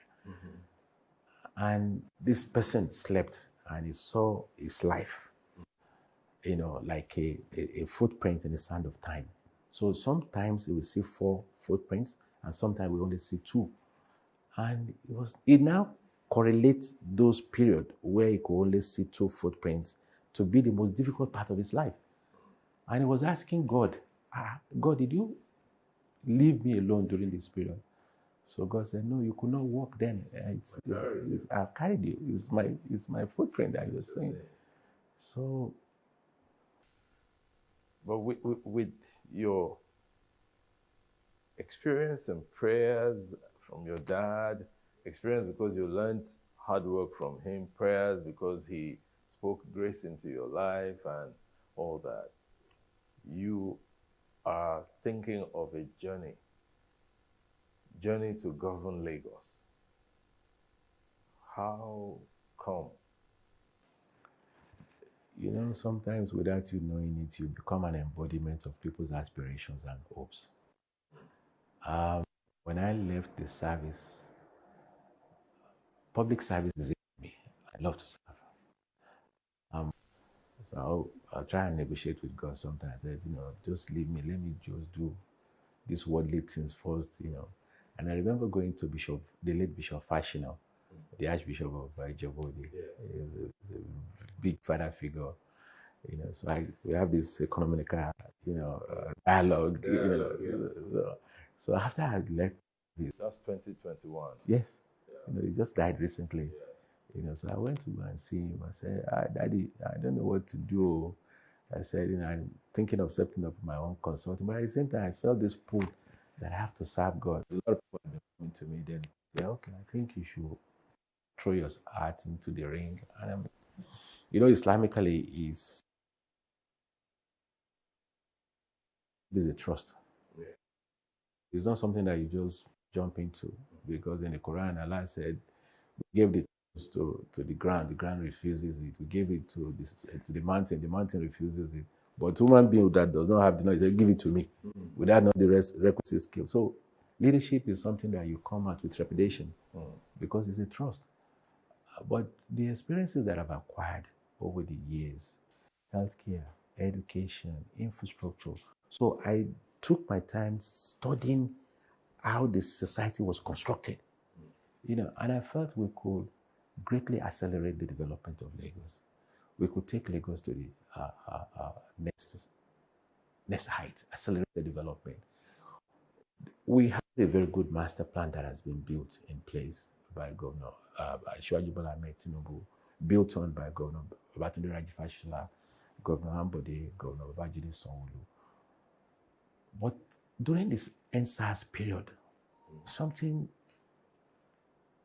awoken in me that you have this 70% of the population angry, alienated, that nobody is speaking to them, nobody understands their aspiration. I remember a couple of months ago, I went to the Director General of TED Fund. TED Fund is the fund that is set up to support the universities. Yes. So I told him, I said, I could show you a framework. I gave them a presentation. I said, I could show you a framework how we could aggregate about 2 trillion worth of investment into universities in Nigeria. 2 trillion worth of investment. I said, it's not new money. 2 TED fund. The 2% education tax the disbursement rate is about 500 billion a year. So I said, that is an annuity. It's a revenue. So what we can do, I said, give me 1%, 0.5% of 1%, which comes about 70 billion. So we set up this higher education facility financing fund. So with that 70 billion, we can go and raise 1 trillion, 2 trillion. And the goal is to have 100 world-class universities in Nigeria and teaching hospitals. So what happened to that thought with that fund? Bagoro, the former, he was almost crying. He said he could not believe that when he was given this assignment, he knew there would be somebody out there who has an idea as to how this job can be done. Yes. But me coming in now, it was the tail end of his administration. Okay, this is the beginning. You want to do something in Lagos. What do you want to do? Healthcare, security, for instance. Okay. I want to make sure that there is 24/7 security in Lagos.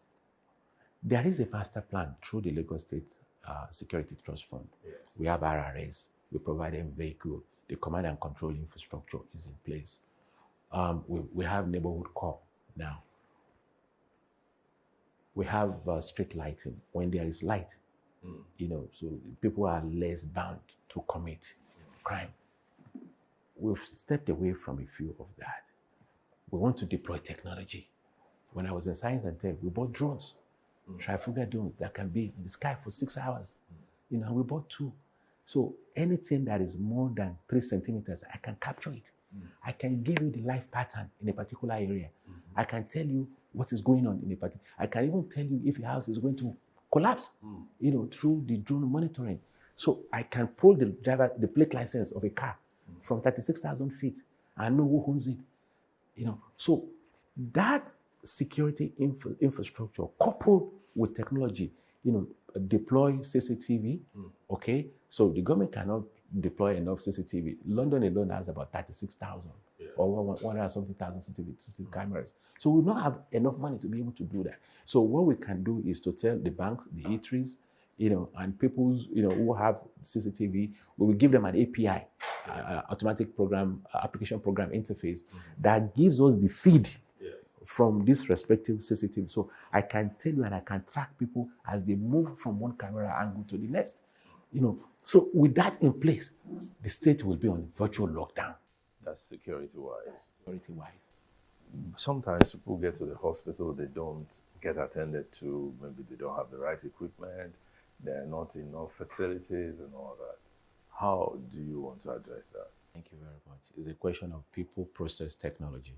So when in terms of people, so look at the doctors, look at the nurses, look at the service delivery. So that is the process. Then the technology. The technology includes the equipment. One of the things that we hope to do is use what we call equipment leasing methodology. So the money that we use to buy one equipment, we use it to lease 50, 60, 70. by the grace of God, if it pleases the Almighty to put us into that position, I can tell you right away, within 6 months, we can start the deployment of first-class medical equipment in all the hospitals, in the general hospitals and tertiary health centers, tertiary hospitals in Lagos State. First-class equipment? First-class, cards, imagery, diagnostics equipment. What we don't want to do, when I was part of a committee, we've done some preliminary assessment. So that's why I said 6 months. So if we need to go back and throw up that assessment that was done during Governor Ambode's administration.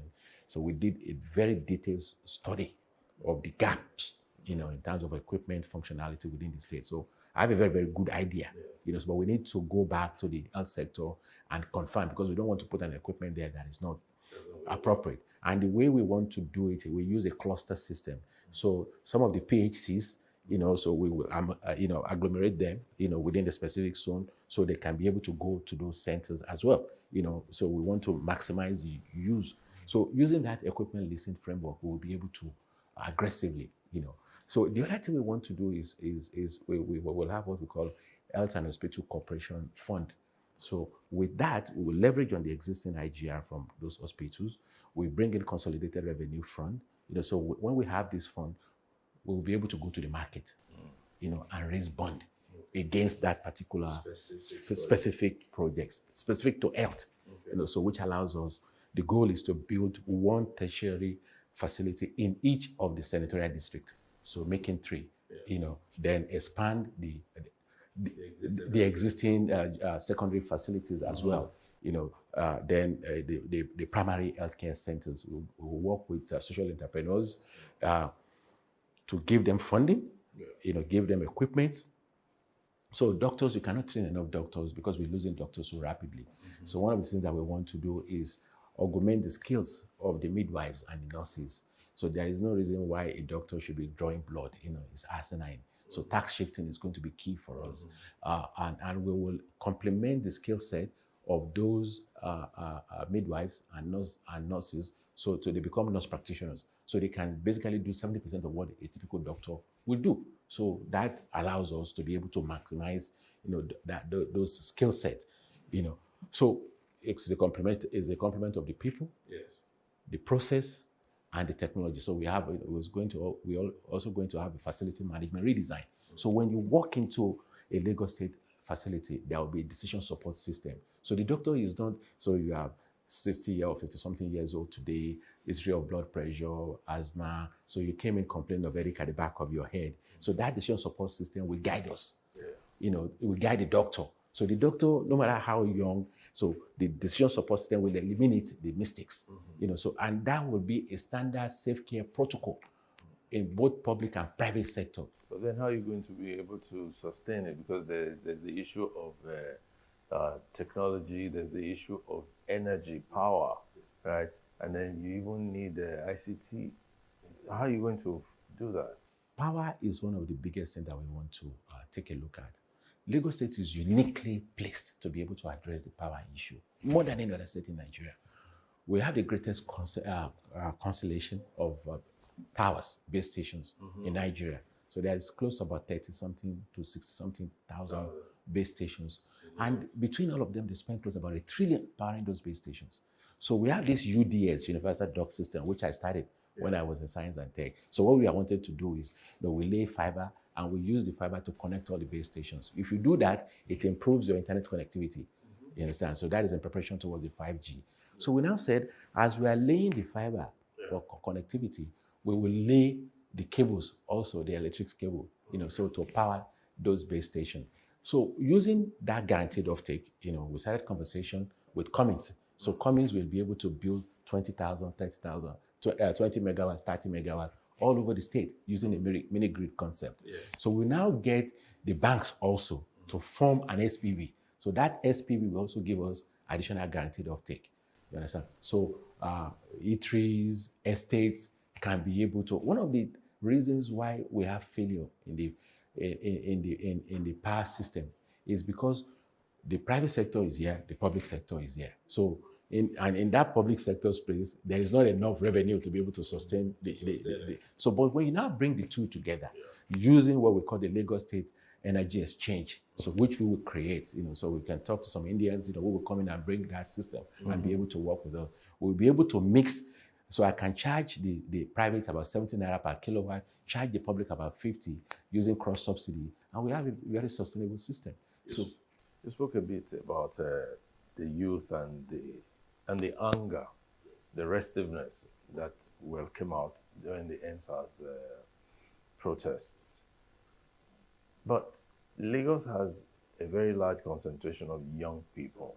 The 1824, they form the bedrock of our population. So in Lagos, how are you going to engage the youth? Absolutely. Thank you very much.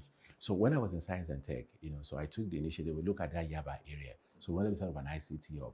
So through Governor Babatunde Raji Fashola, we are giving them a right of way. So that was why you saw a lot of the ICT companies going to Yaba. So we bought, there is this manufacturing center, in the Yaba, so in Sabo. So we took it over, we took it over, we brought a Bile, in there, we brought Accenture in there. I even went to Bobala Johnson, so she's the one heading that initiative. So I remember taking the Governor Ambode to Andela, and you could see all these young boys, and I said, look at what they are doing. And every day you see a white person going to Yaba. And I said, if these people don't think there is something there, they won't be coming here.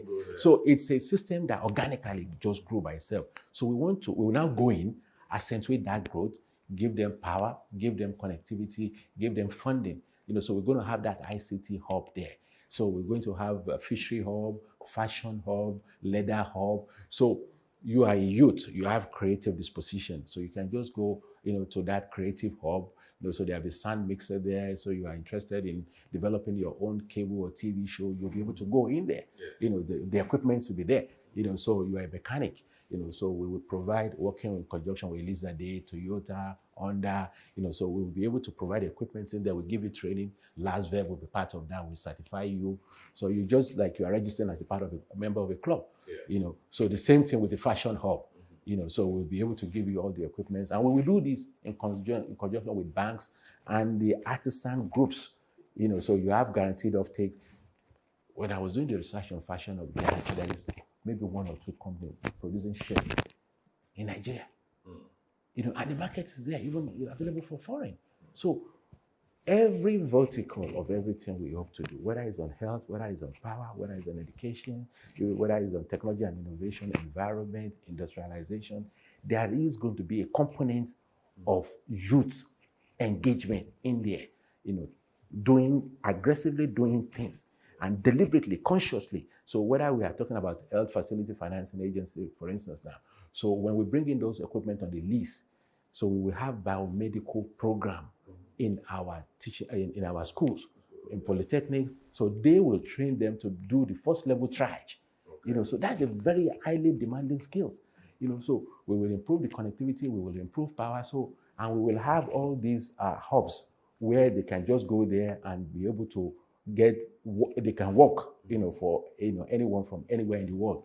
We will work with Andela to upskill from primary to secondary to tertiary. We will work with Andela to develop a very world-class curriculum, Microsoft, Oracle. So this will give you ready marketable skill set that you can earn dollars, not even naira, and you'll be able to work in Nigeria for anybody from anywhere in the world. How do you intend to fund it?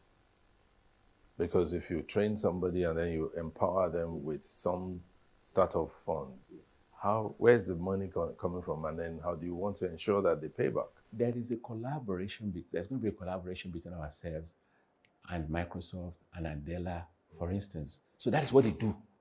So we are just providing the enablement. You understand?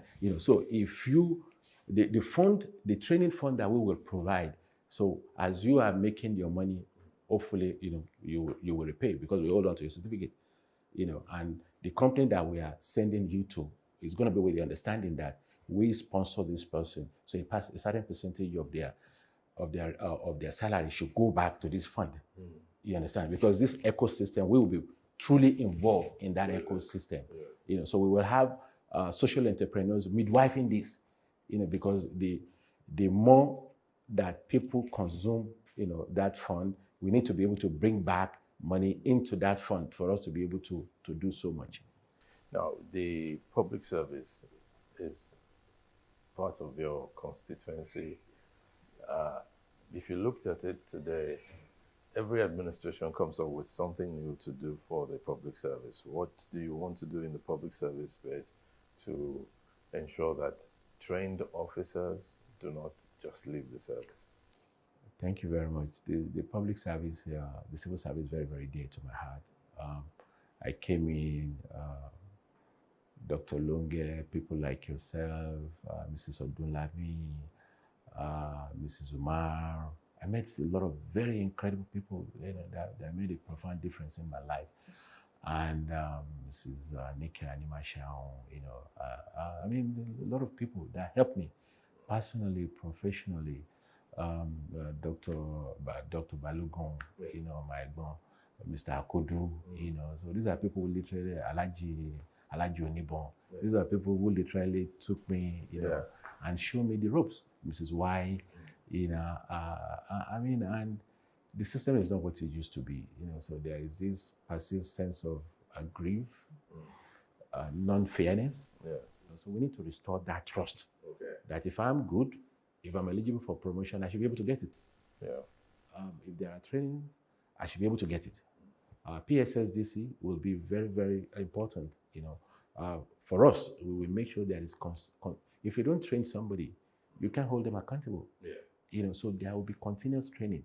So if you come in with the school side, we will help you to get your bachelor's, and further as many, even going to PhD level. Yeah. So we will find a way to work with LASU and the PSSDC so that you can have continuous education program in LASU, both for local and for foreign as well. So in terms of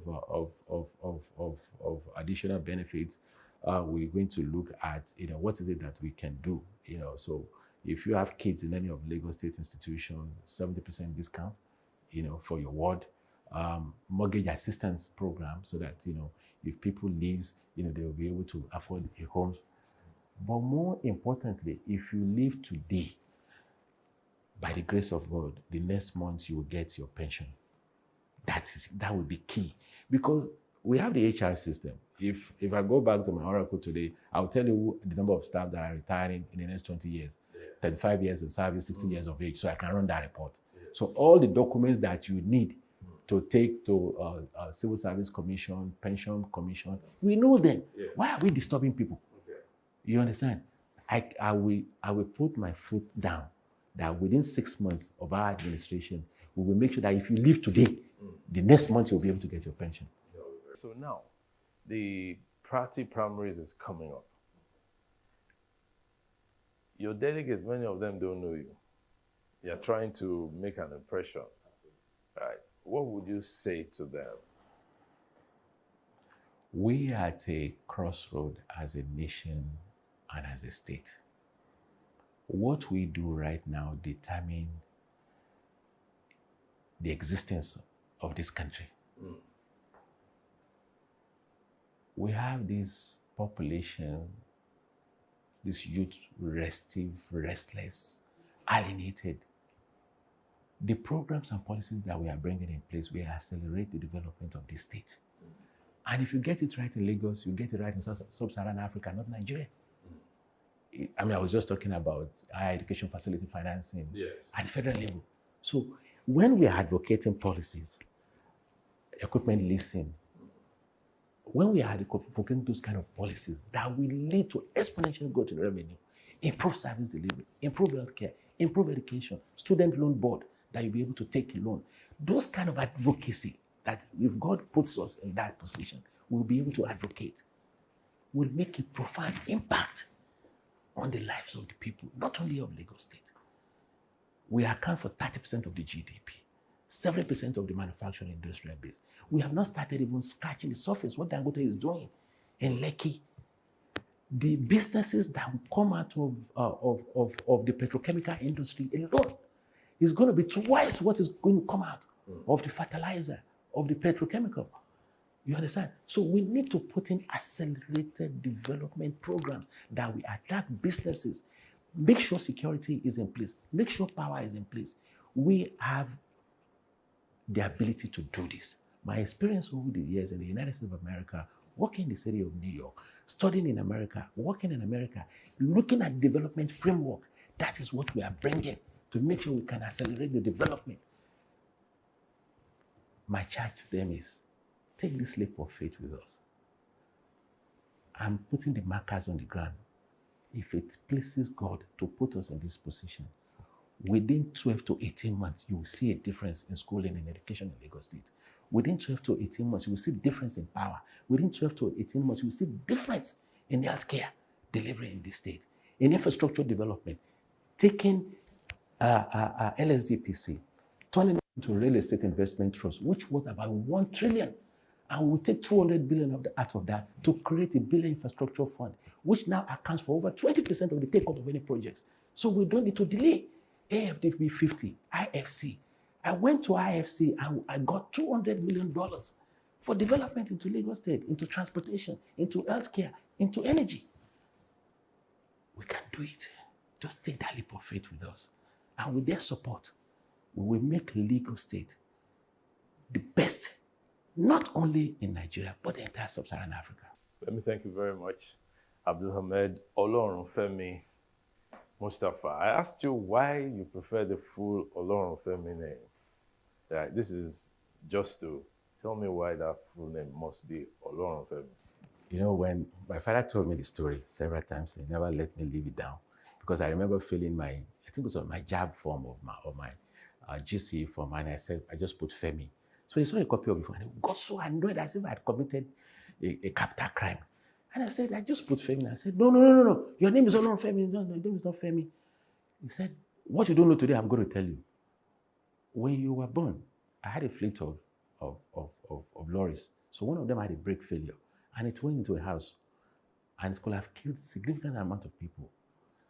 And you know, I'm a socialite in Lagos. That would have killed me. Immediately they brought that bad news. Your mother brought the news of your birth. So, and I heard the voice that his name shall be Olorunfemi, that I'm with you. He said, so your name is Olorunfemi, not Femi. I said, okay, what about Oluwafemi? He said, no, it's not Oluwafemi, it's Olorunfemi. Thank you very much. I wish you the very best in the primaries. Thank you. Oh, I admire him from afar. You know, you're a good egg. Thank you very much, my brother. And so that's been Timeless Conversations. This episode featured our very dear brother. We serve together in Lagos State as BAMSEX. He's running for the office of governor, and we wish him very well. Abdulhamid Olorunfemi Mustafa, a man of destiny, a man whose dad predicted that this day will come. May the prayer be answered. Thank you very much. See you next time.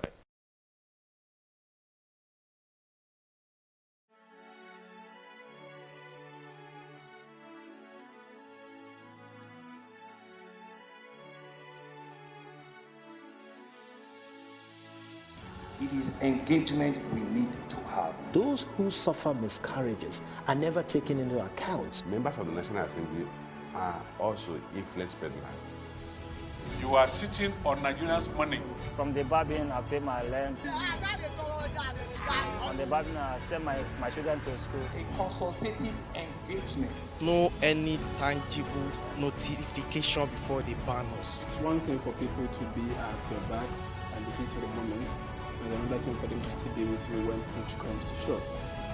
I will do everything to take Lagos out of the national grid.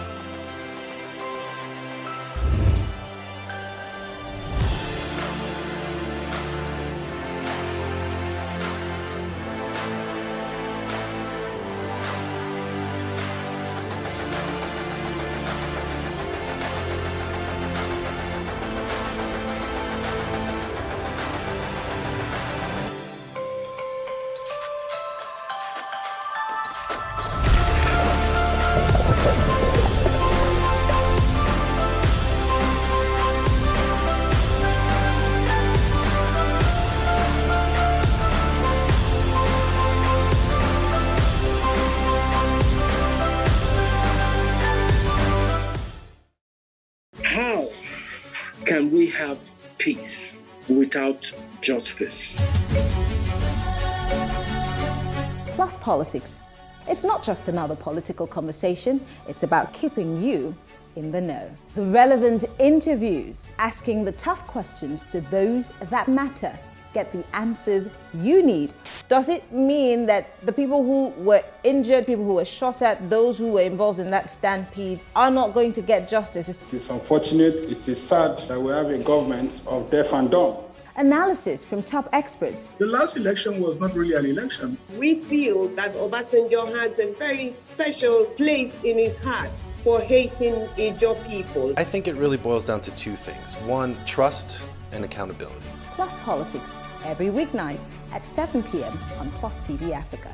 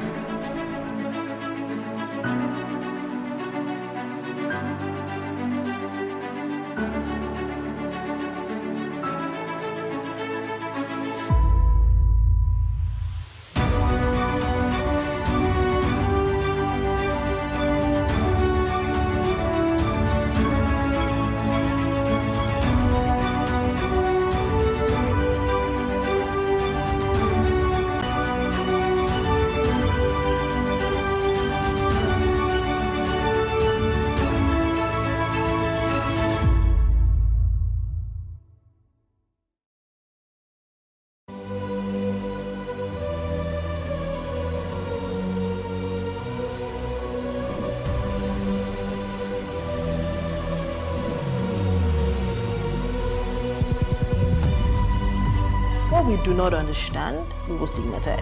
What you can see is the remaining of the tanker that exploded. He suffered equally confessed.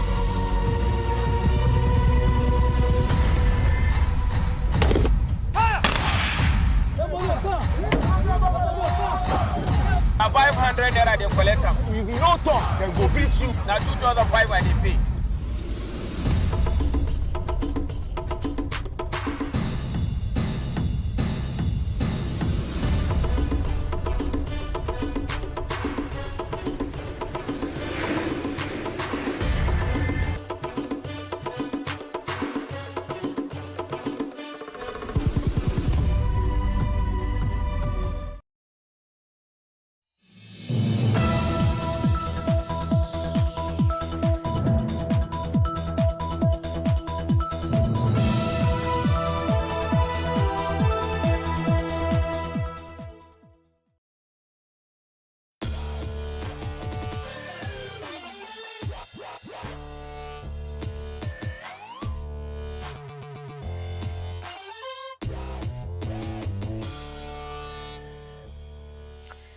A 20-meter cliff, a couple of ropes, freezing cold water, and me trying to cope with all of that. I did make it down in the end, but this outing with a couple of guys really had me testing my limits. And that's precisely our topic this week on Made, leaving the comfort zone. I'm Chris Colbert, welcome. We don't want to be bogged down with details, do we? It is the result that counts. Well, sometimes it's the details that unveil an inconvenient truth. Take meat production. We know that for us to be able to slap that steak on our grill, an animal needs to die. Often enough in anything but a gentle or respectful way. Our reporter Kai Steinecke, an avid meat lover, decided he wants to leave his comfort zone and does want to know how the sausage gets made, literally. A word of warning, the report contains scenes some viewers may find disturbing.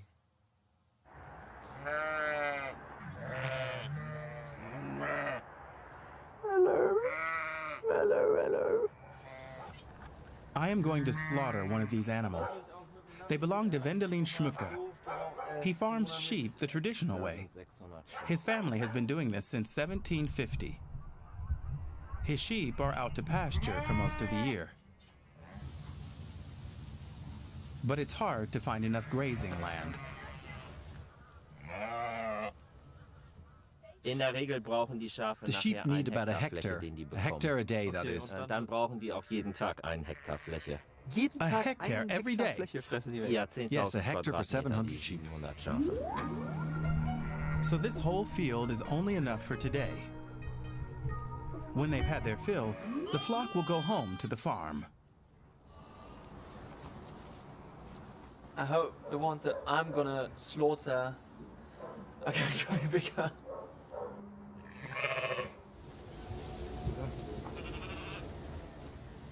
Oh yes, this one is bigger. It's 6 months old and weighs about 40 kilos. That's huge.